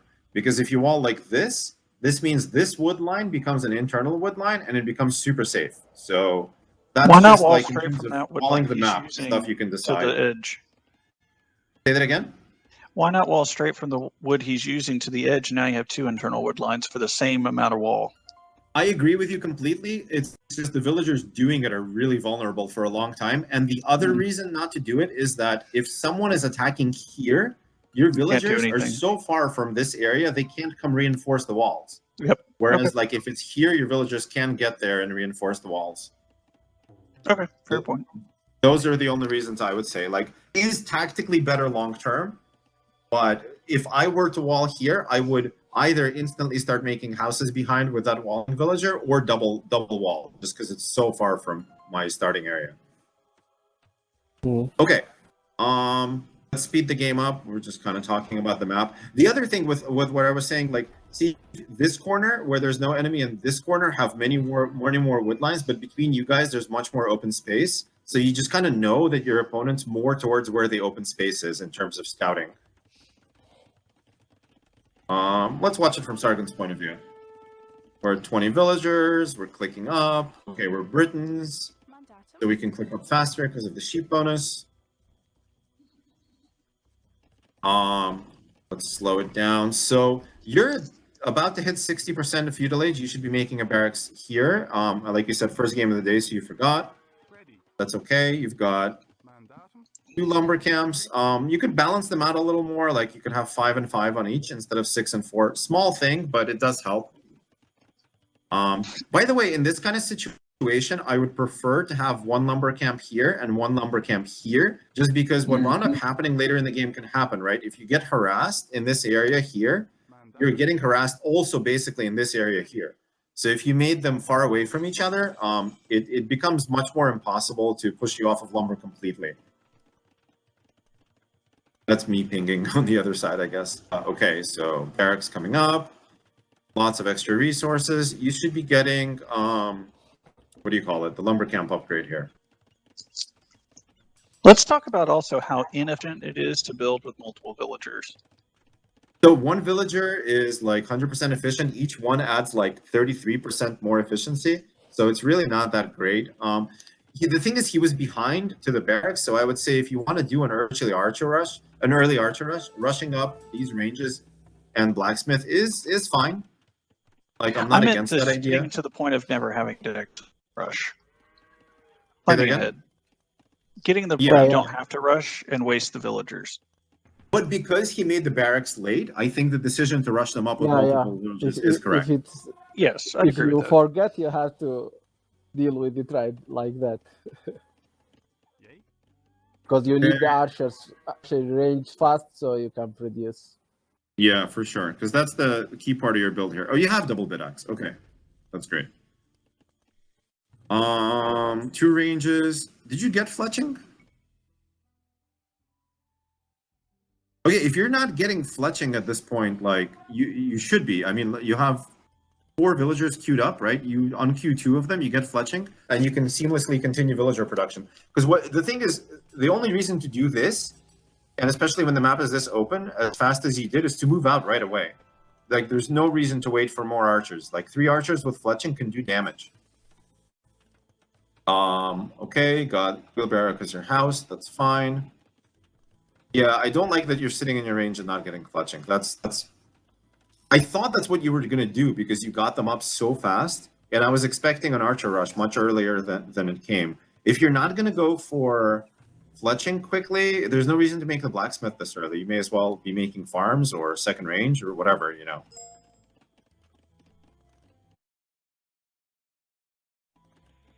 Okay, making houses now. Like I said, I really like how you walled here. I mean, your eco balance is pretty good otherwise. 7 on gold, 8 on food, 10 on wood. So like there was some roughness to the start, but we've stabilized. Wait, are those normal numbers or is that a mod? Because I have never seen those numbers under resources. Which numbers are we talking about? How many villagers are on each resource? I thought they're normal. They're normal. Wow, They're normal. I have never looked at those. Wow. Okay. You've never looked at those? Oh No, I've never ever seen those numbers. You've had pretty good eco balance, given that you don't look at that. I just keep an idea of how many I've on there. It's just mental math more than anything. Okay. But yeah, that'll be helpful. So yeah, I like that you're running back and not fighting uphill. This is really good. Later in the game, you take a fight uphill, and you should never do that, unless you have a huge army or tech edge. Sorry. Okay, we pull back here, and you start adding skirms. I like that. So here's the tricky thing. This is an interesting point to think about when you're playing archers. Adding skirms will help you win the battle, but adding skirms also means that you're going up to the next stage much later, because skirms cost all of your economy. They cost wood, food, right? So if you add skirms, you're kind of committing to a longer feudal age, and you have to commit yourself to either saving a bad situation or doing damage to your opponent. So it's not that it's a mistake. I'm just kind of stating that as something to always keep in mind. With archer builds, you're low on food anyway, and adding skirms is going to definitely slow down your uptime. Okay, let's see what you see here. Let's look at your perspective. So this guy needs to know where his army is, right? Like you have an idle scout and you knew his army was on the hill. Where is this army now? Is this army protecting the hill? Did it go back to the base? Is it trying to harass this area? Because this area is walled. And this area, you know, like, I mean, you're walling here, you know, but you don't know what he's about to do with that army. And you're moving on onto the hill. And right now, honestly, right now you should be panicked because that army's gone. So that army might be showing up somewhere where you least expect it. And if we look on the map, that army is here. And if he was quicker with this, I told him to go harass there, right? If he was quicker with this, he already would have been on your wood line. And now what would have happened to you is instead of being here and harassing him, if he was a little bit quicker in getting to your key resources, you would have been here. You would have been halfway up that hill, realizing that now you have to run home from all the way in the middle of the map. So it's like, this is such a key resource you're keeping idle, Sargon. The scout, you could have definitely been using that to try to figure out what you should be doing strategically. Okay, let's look at how this goes. So painful to watch my army die. Yeah, you're winning the fight here, and I'm gonna go slow-mo, and you're having to run here. In this moment, you should know that these villagers are next, right? So let me see what you do with them. You're walling here. That's an odd decision. Oh, it's this guy. Okay. You're walling here. You're running in the wrong direction. Oh, you try to run here, but you do it too late. And meanwhile, you're harassing here. You've got two groups. I like that. But really, he just came off the gold. So look what's happening here. He came off the gold to make a tower. Your choice is to run after these towering villagers instead of to sit here and deny all the gold that he wants to have because he wants to make archers. So he's kind of like playing into his hands with this move that you did here. See what you're saying? I didn't even look at the forward army, two groups that's by themselves. Okay. Yeah, I know there's a lot going on right now. Like this is getting slaughtered. You're trying to wall out the archers. I do like that you're trying to wall them out. But really, when he was here, you should have run these guys away and run them over here to make a lumber camp and probably to make a tower right here. Because then you make a tower here to protect the gold and protect the new lumber camp you're making. And then you have a safe area here. You have a safe area here, and you can focus on your forward army, right? Instead, we have like panic run away with these villagers. No wood mining, so no wood chopping. We're in big trouble on wood income because whether we're making archers or skirms, we need wood. And we need to be canceling these houses right now so that we can make a lumber camp here. But really, like, this is huge trouble right now. I want to see what you do with the forward army, though. One sec. I want to see what you're writing. I'll pause. Yes, we lose here. Yeah. Okay. This is like sitting under arrow fire. You either have to run all of them directly under the tower and stand ground there so you stop dying. Oh, and we're losing these guys to the TC. Well, you killed the villager because he's not microing this because there's chaos everywhere. I like how you microed this down, by the way, Strat. That was boss move. Thank you. Yeah, I was all over the place here. I was, yeah, my concentration was a little. I mean, both of you were. You did this to each other. You both ran into each other's base at the same time, you know. So you got the better of it, Strat. This is a split fight. You have to fight with your base and the enemy at the same time. Yeah, it's crazy. It's chaos. Okay, so let's see how you're in a bad situation here, Sargon. You've lost your forward army, and you're responding by making skirms. Okay, so here's. You're doing the exact right thing by getting the armor upgrade for your skirms so that they can take these trades with the archers. But you're careless with these villagers, and you should have waited for this to finish. You should have massed something like 6 skirms somewhere here. You know, you don't need to kill these guys right now. You just need to not lose more villagers. Maybe mass them near your gold mine, right? And keep your villagers safe meanwhile. And then when you have the armor upgrade, engage these guys. Also, this is like way too many villagers in queue. I mean, it's not really going to matter at this point, but like if this was 4 skirms instead of 2, they clean this up, no problem. Instead, they're like slowly dying, right? I mean, even still with the armor, you actually wind up doing fine. If he had better micro, he would have killed another villager, though. That's fine, he gets away. From this point, I'm going to fast forward a little bit. And then the battle, you actually lose the game. Yeah. You're behind by 7 villagers. You wind up massing a pretty significant force. By the way, you basically have the resources for Castle Age. That's 500 food and a crazy amount of gold. I mean, at this point, what I would do, honestly, after you got raided this hard, is get a market and get to Castle Age and play defensively until then. This you just threw your army away, fighting at the bottom of the hill, and now there's no way you're winning. This army, by the way, needs to run home. And you did that right. You did that here. Okay, that's good. Well, no, wait, they're sitting here. They need to get out of this gate. Oh my lord, that gate almost their whole army. Well, it's still lost. So right now, the only chance you have is to make a tower and hide until you get your own upgrades.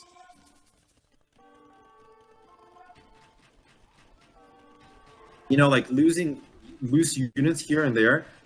In this kind of situation, you gather all of your units inside your ranges, wait for your upgrades to kick in, and come out with all of your units together, because you got elite skirm, right? You come out with all of your units together to clean up the army. I mean, realistically, you probably would have lost anyway because you threw away so many units in this battle, but you got raided, you took more damage than your opponent did, and at that moment, you can try to move out, but as soon as you see he's got army, you got to run home. And you just need to get to the next stage, consolidate, like lick your wounds, rebuild your economy, and try to take it from there. If you can win a big fight after you get behind economically, you can get back into the game. So, but it's really tricky. I don't really, I don't fault you too much for anything that happened after that. I think honestly, the game fell apart for you when his army was here and you didn't run away these lumberjacks. And really, the choice of going here, making a lumber camp, and making a tower to defend lumber and gold really was the only way to defend, while managing the army that was here and his gold better. So when you lost the defensive action and the offensive action, the game was close to over at that point. Didn't see both the forward armies. Yeah. That it's just things to improve slowly. Gradually, it's always like getting better scouting information, understanding what your opponent's doing, and trying to make kind of like a more clear-headed decision as to like what to do to respond to that. All right, any closing thoughts to wrap up that game?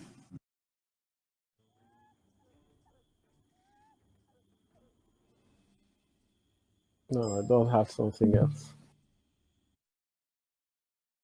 Like I'm 1100 with archers, 1200 with cav. Maybe.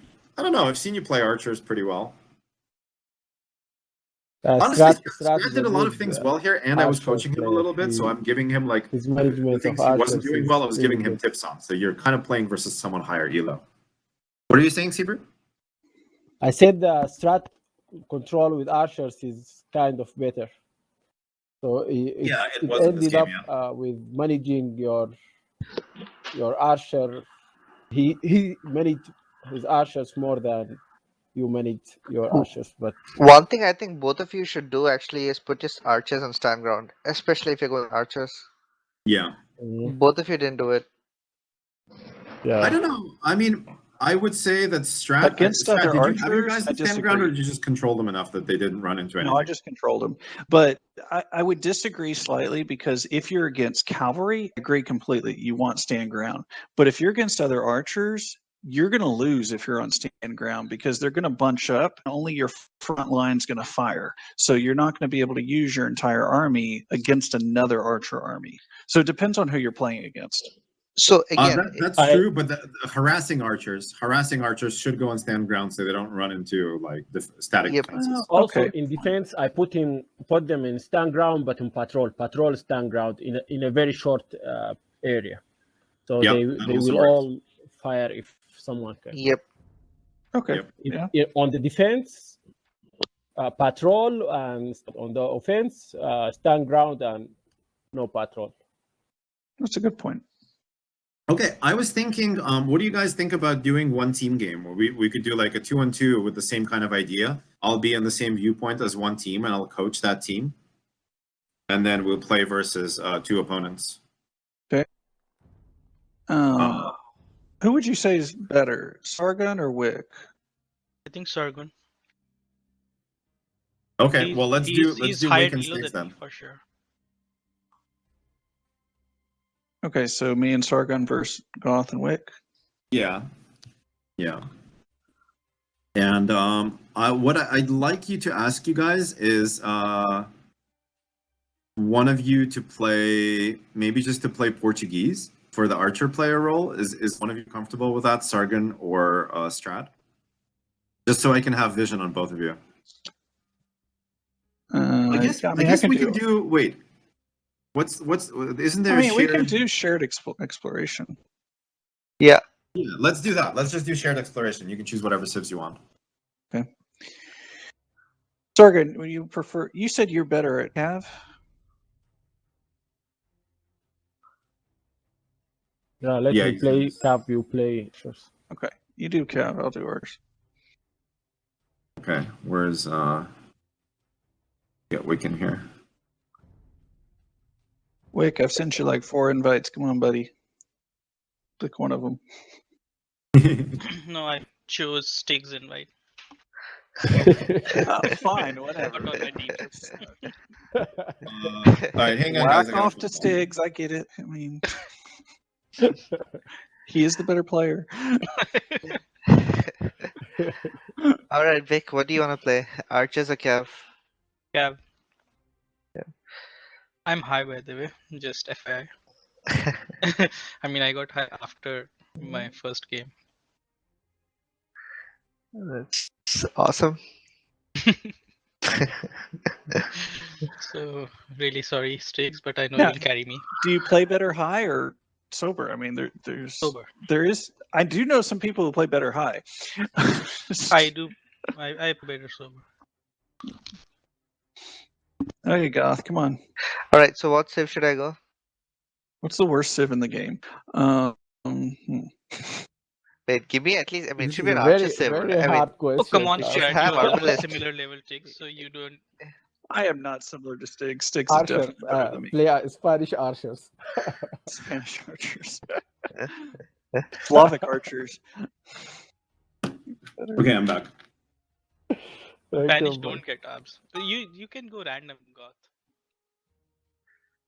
Ooh, Burmese. Play Burmese. Go random. Burmese, do they have archers? I don't know.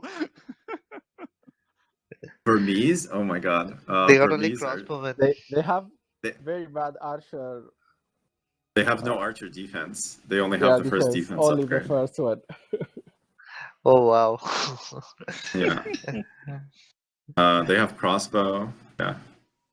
I mean, they have free lumber upgrade, and they can see all of the relics. Okay, so what are we doing here? Mayans and Hobotus on their side. I'm Team just 2, sorry. speculating them. You should choose your strongest civ. Wick is Burgundians. Have you forgotten the Abartha? I guess it doesn't matter. Okay. Let's go, Goth. All right, Okay, I'll go wait, Malians, I Sargon, think. choose team 2. It doesn't matter. It'll automatically flip to team 2. Wait, no, not ready. Yeah, there you go. It would have automatically flipped team 2. It would have, even though I'm If there's team only 2 one also? person, it will automatically flip to team 2 to be 2-on-2.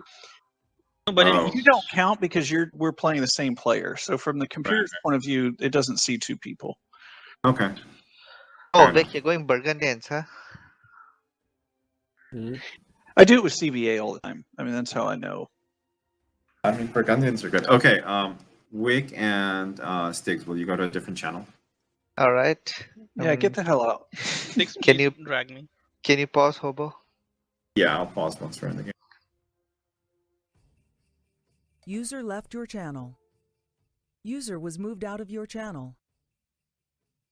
Okay, so you said just build 2 buildings with 1 villager each and have the other 2 on food. No, grab 2 of them, the 2 furthest away from the sheep, and make a house with them, and then grab the other 2 and just, pull a sheep Start to eating. them. Okay. Yep. I actually I play mines my own way. I create three houses at the start.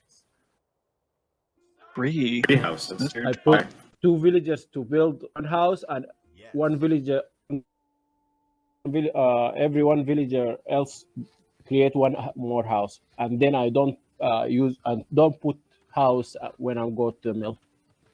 That seems really weird, but I mean, I don't like it specifically because it's better to make your extra houses in a place where you're going to want them for walling your map anyway.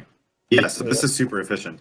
You did 2 on one house, 2 to collect sheep, and then 1 more you took it off right away to collect sheep. That was super efficient. Mm. I am coachable. Yeah, I feel like some higher level players, they make 1 house and then they'll make the second house a little later when they scout a little bit of their map, just in a place which is more To use it as important part for of a walling wall or purposes. something. Otherwise, your houses are all next to your TC. Fair point. All right. So especially with a civ like Magyars, you want to play very aggressively because Magyars have no economic bonus. And their only economic bonus essentially comes from making cheaper scouts, but you have that free attack. So Sargon, are you going to go for early scouts or like a man-at-arms or Drush or something? Okay.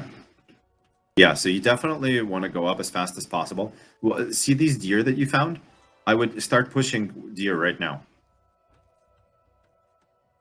Like push the easiest deer in, and then after that you can scout some more sheep and then come back and push the second deer in, because you want to give yourself extra food to go up to the next age quicker, and it'll really help you get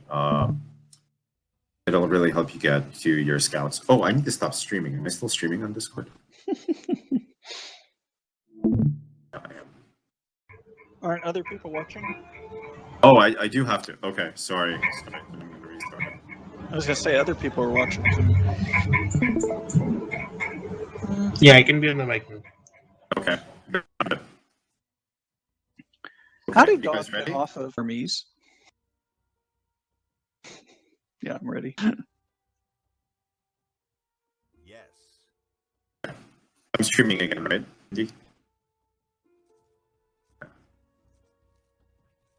Yeah, so Sargon, push in that 1 deer, and your goal will be to push in 2 deer, or whatever those are, ostriches, during Dark Age. You know, if you feel like you're gonna like die to a boar lure while you're pushing them, just like whatever, you can let it go. But otherwise, turn around. Okay. It's okay, you can go back to scouting or pushing another one. Just do your boar lure efficiently, and then you can do it again. Okay. Watch how you do this. You're in a situation, you're chopping wood now. Okay. You're gonna drop off the wood first. Wasted all that wood. So if you're gonna chop wood like that, what I would do is grab all the wood choppers who are gonna attack the boar, garrison them inside your TC, and then either shoot the boar once, pop them out and kill it, or just pop them out right away and kill it. Because that way they're right next to the TC. They'll put all that wood they just chopped into your stockpile and then kill the boar. Because right now you just wasted all that wood chopping you did. Anyway, I saw you do the force drops. That was also good.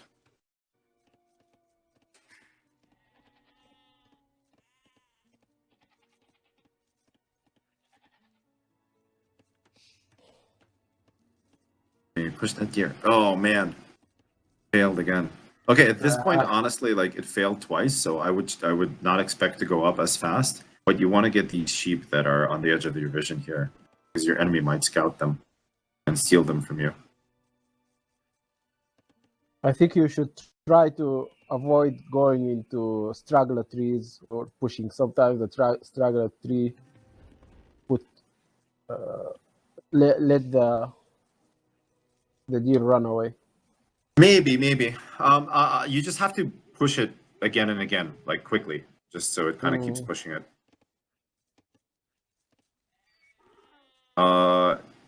Brad, you get your second boar a little bit late. You wanna start going to your second boar when your first boar is like maximum a third health, but like say 40% health. That's pretty ideal. Fair enough. It's not the biggest deal. I usually just have a sheep ready to go, so I'm not having to Yeah, worry about timing. But yeah, it's really not the biggest deal. That way you can go straight from one board to the next without the sheep. okay. But it's really not the biggest deal. I'm watching what you're doing, and it's actually fine too. You have a system that works. All right.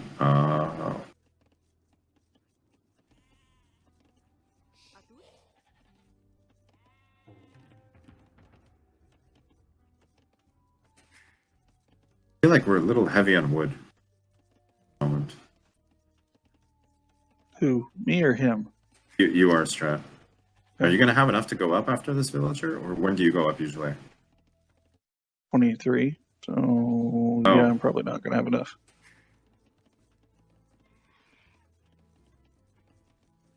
Yeah, I feel like you needed like one more on food for instead of whichever was the first one that you sent to wood after, you know, number 4 for Jack.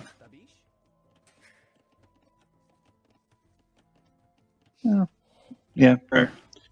Yeah, that's 24 okay. I mean, instead. whatever.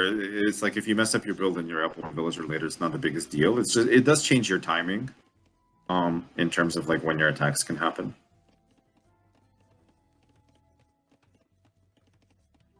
Okay, that's a nice lure. That's a beautiful ostrich lure, Sargon. You finally got him. Good, and I'm assuming you're up also. Yeah.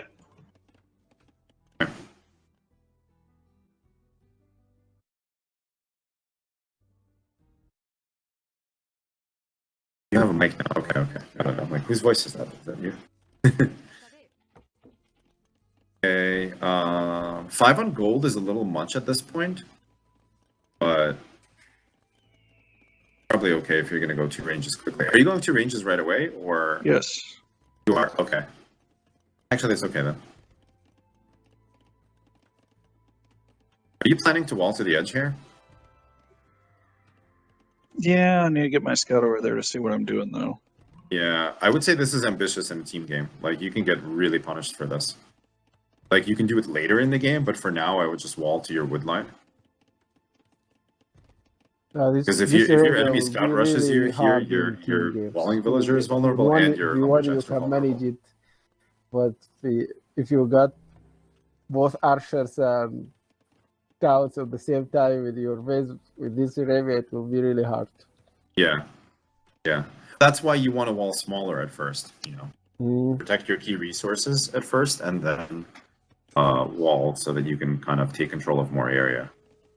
Okay, start sending your scouts out, Sargon. So with Magyars especially, it's just you want to be like hyper aggressive with your scouts. It's just one scout can kill a villager so quickly with that attack upgrade that, you know, like all of them, and really you should have scouted your opponent sooner, but just scout with them separately, see what you can find. Hopefully you can start jumping on some kind of walling villagers, or whatever. Okay, there you go. Get in there.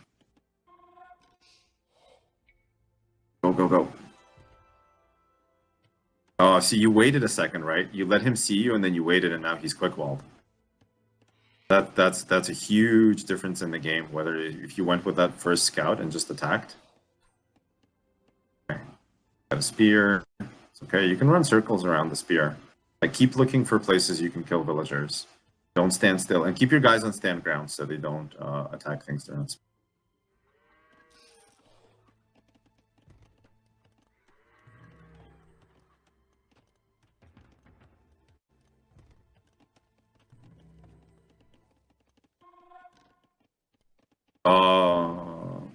Wait, am I seeing this right? Strat, you're getting the gold upgrade way too soon. Like, you still want to be improving your economy at this point. You want to be getting like a blacksmith up. You can spend that food on getting fletching, you know. Okay, I canceled it. Yeah, especially with mines, you have cheap archers. You don't need the extra gold. Are we trapped here? Dragon, oh, yeah, keep killing shit. There you go. There's one super weak vill if you can get him. Snipe him. Oh no! We lost the scout and didn't get her. So close. Yeah, strat at this point, I would prioritize blacksmith and fletching so that you can move out and do some damage. So as soon as you have 150 wood.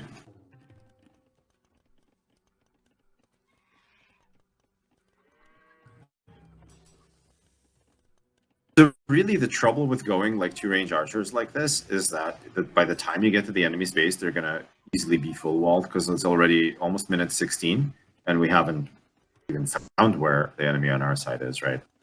So with this kind of build, it's almost more defensive and geared towards doing more damage in Castle Age. So you can actually think about it that way, where you can keep playing defensively. Well, that's the way I usually. Unless your ally needs you, and he might, because he's got archers right here. Okay, Sargon, what are we doing here to react to this? Okay, tower on the wood, go ahead. Could have made that maybe a little bit off the wood line, just so it's easier to build. Oh man, this is gonna be bad. Run these villagers, they're just standing there. So bad. We're so screwed. Fucking Stigs. Oh my god. See, because you made it right next to the wood line, they had such an inefficient time building it that you lost like 3 more villagers than you needed to if you made it in open space. These villagers haven't run away. Oh, this is so bad.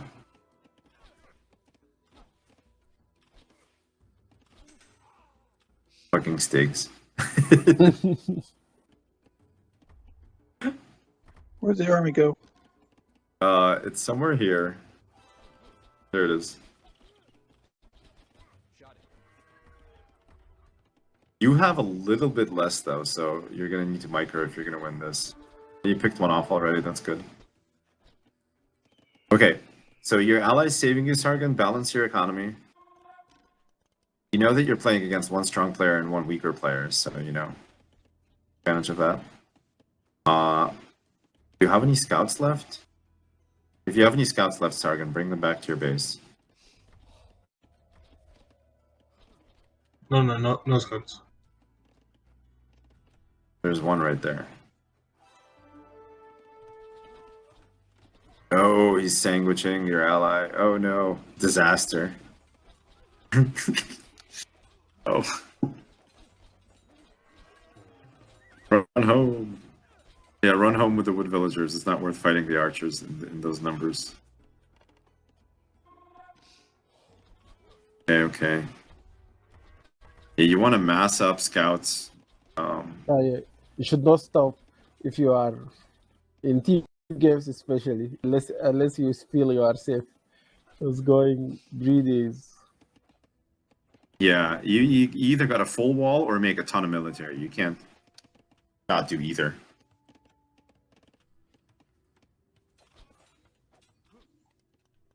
All right, at this point, be careful not to keep losing archer numbers trying to save your ally, because your ally is way behind, and the best thing you can do is actually get to Castle Age and get crossbows and damage your enemies.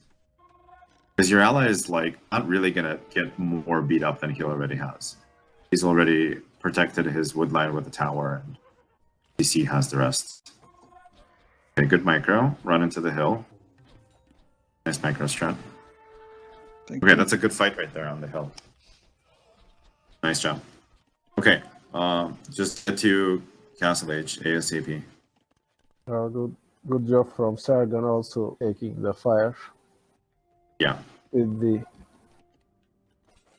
Oh, with the nice. scouts. Okay, we're finding some damage with the scouts. This is good. Get him a couple of vills there. Everyone's playing so open. To me, this is crazy in a team game. He didn't even like house wall or anything on his gold mine. He could have done that. Who's up? Wick is up. Oh, Wick hasn't even been very involved. So you can expect knights from Wick now. So now that Wick is up, Strat, you need to either wall your gold or something. Like this area needs to be walled, because his knights can come kill you. And you might consider quick walling these resources too. House walls around the woodline.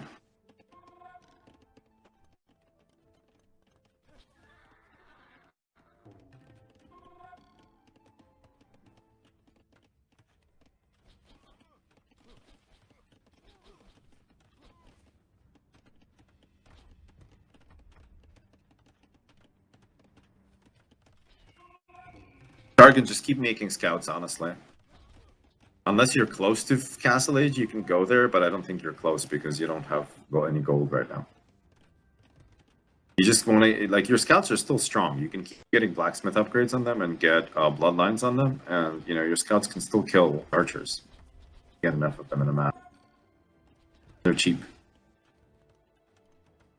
You're in a situation where you're going to have to rely on your ally at this point to kind of carry the game because you've lost so much. So you want to just, you know, I don't know, be a nuisance. You can raid with the scouts, any scouts that you make, kill any armies that you can.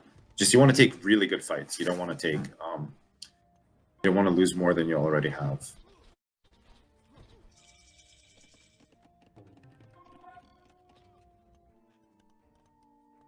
Okay, strat. The range, yeah, good. You did it. I was gonna say the range you're making, and make sure you cancel the archer so you get crossbow, but you did. Okay, so you know that your opponent probably is going knights with Wick, so this is a spot where you can prioritize ballistics, just because that really helps you kill knights as they're moving around.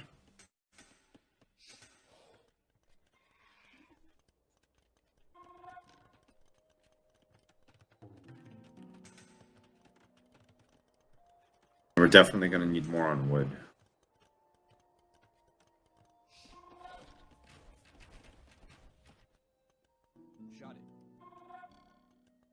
Make cancel some of those archers in the one range and make another range. Got 8 queued up in one.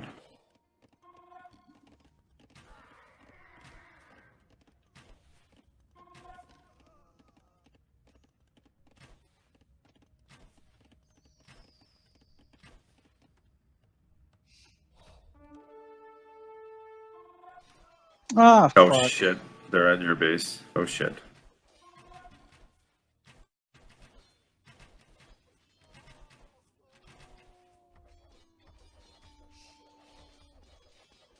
They picked a bad time. They picked a perfect time. Yeah.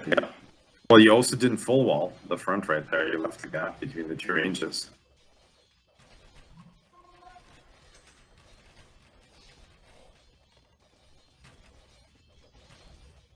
I mean, if you can manage to clean this up, just try to take really good fights here. Yeah, he's dancing. He's dancing. Oh my god. What is this? Micro. Did you get ballistics or not yet? Yep. Okay. Just hit and run. And queue up any future archers and ranges. Do you have more ranges? You need more ranges. Sargon, if you got anything, He destroyed one of your. Sargon's got like archer range. 30 archers in his base. He's pretty dead.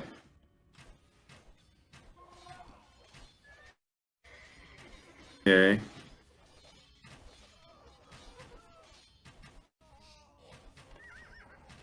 Sticks have so much army. Yeah.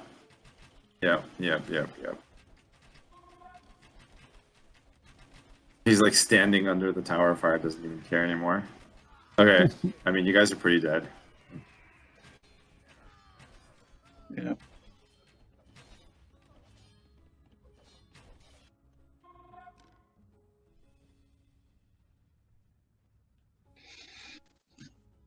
Yeah, this was rough. I mean, I would say, like, Sargon, for you, the biggest mistake is, like, a combination of not full walling and not having enough army. It's just like, if you're going to play open, you need a ton of scouts. Like, we're talking, like, two stable scouts with us.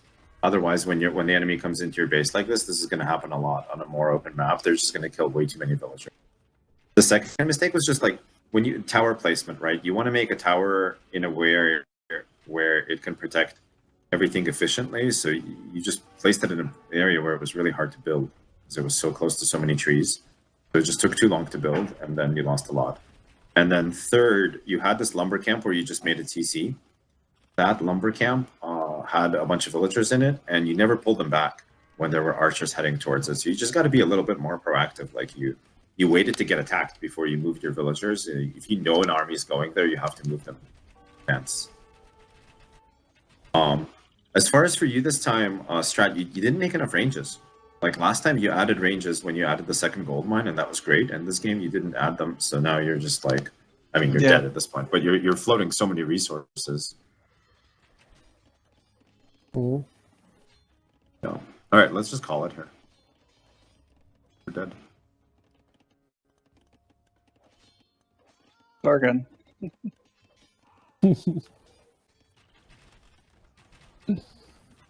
Sargon. Hi. Let's just say today is not a good day. Yeah, for this, I would say this is the new Arabia. Yeah. I hate Arabia now.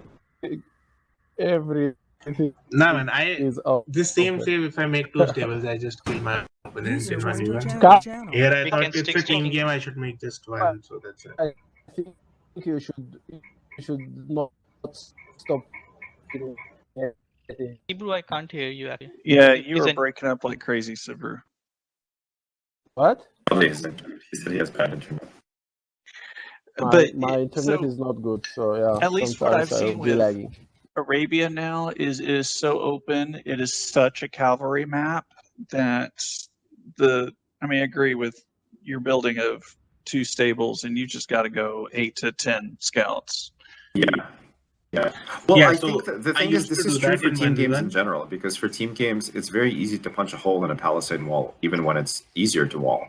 You know, like you have a bunch of scouts attacking the palisade wall and something like Yeah. 10 archers, you're So- still going to make a hole in someone's base quickly, even if they're walled. Yeah, I mean, even the older Arabia, right? I used to make 2 stables and do this, and then like people told me that none of the proper builds have 2 stables, right?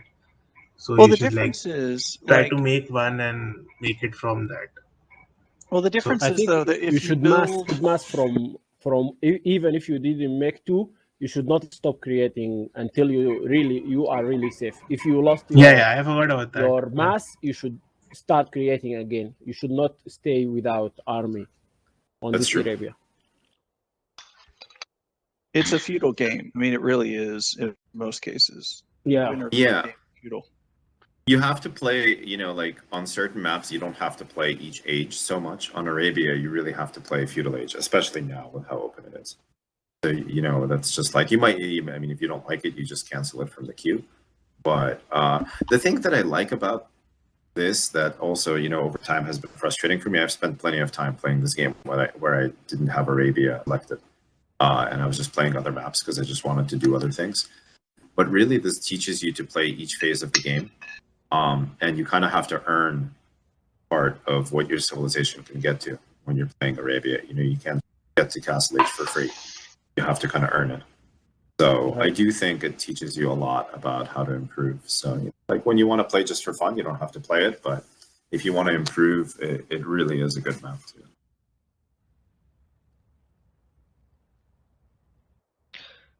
But yeah, I didn't expect those scouts to get into that woodline. Yeah. That stand ground actually saved you 2 wins. Wick, what were you doing in the beginning? Were you just walling up, being careful? Yeah. I just made 3, 4, or 5 scouts, and I saw Strat had spearmen. So yeah, I just then stopped making scouts because I didn't see any aggression coming. My scouting was also not very good, so I didn't want to overinvest. Then I just went behind sticks, and by that time I had such a good eco. I thought I'll click to Castle Age first and then support sticks. Yeah, I think you got to Castle Age first. You can definitely I mean, it's not like a mistake what you're doing, but you want to continue to try to be more active with your scouts. The problem is when you're more active with your scouts, there's more chance to lose them and throw them away. But you're also going to teach yourself how to actually be more effective with them and get more scouting and do more damage without losing them. You know, because right now you were just so passive that your ally basically controlled the game by being aggressive where he could, and you could have helped. Especially in a team game, even if you yourself don't have the speed or the attention to split both economy management and controlling your scouts, you can just try to stick close to your archer player, because literally just staying next to him means that whenever he needs your scouts, they're there, and whenever there's an opportunity to kill something with your scouts, you're right there. Because the archer player's advantage is you can shoot over stuff, right?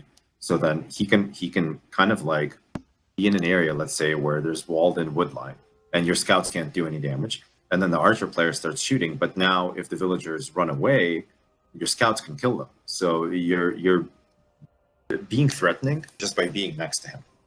So that's I would say the biggest thing is like, just try to be next to your teammate when you're playing cavalry.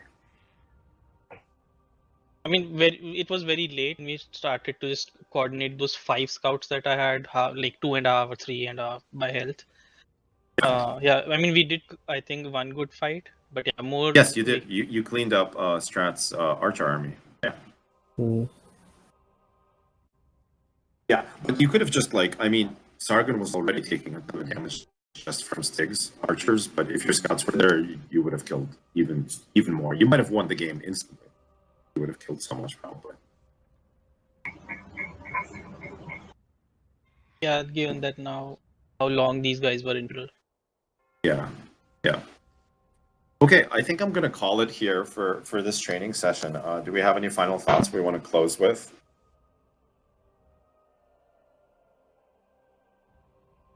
I hate playing against Stiggs. Yeah, I wish my internet wasn't that bad. I think if I was on place of Sticks, the game would have been more balanced. Yeah. But like I said, this is also more of an opportunity to learn what to do, Yeah, because when you play versus stronger opponents, problems. you're always going to feel it. Doesn't matter what level you're playing at, like if it's level or if it's like pro level. Like for example, when the 10th best player in the world plays against the best player in the world, they feel the same way. They always feel like the best player in the world is just in more places. If they're harassing them earlier, they're doing damage, in places where they didn't expect. So but this is also like how you improve. Oh yeah, I agree. Also, it's cheated with the Malians. Malians are a great Asher sieve if you don't reach, if you finish the game before Imperial. They have everything you need for Asher sieve. Yeah. only missing Bracer. Yeah, that's true.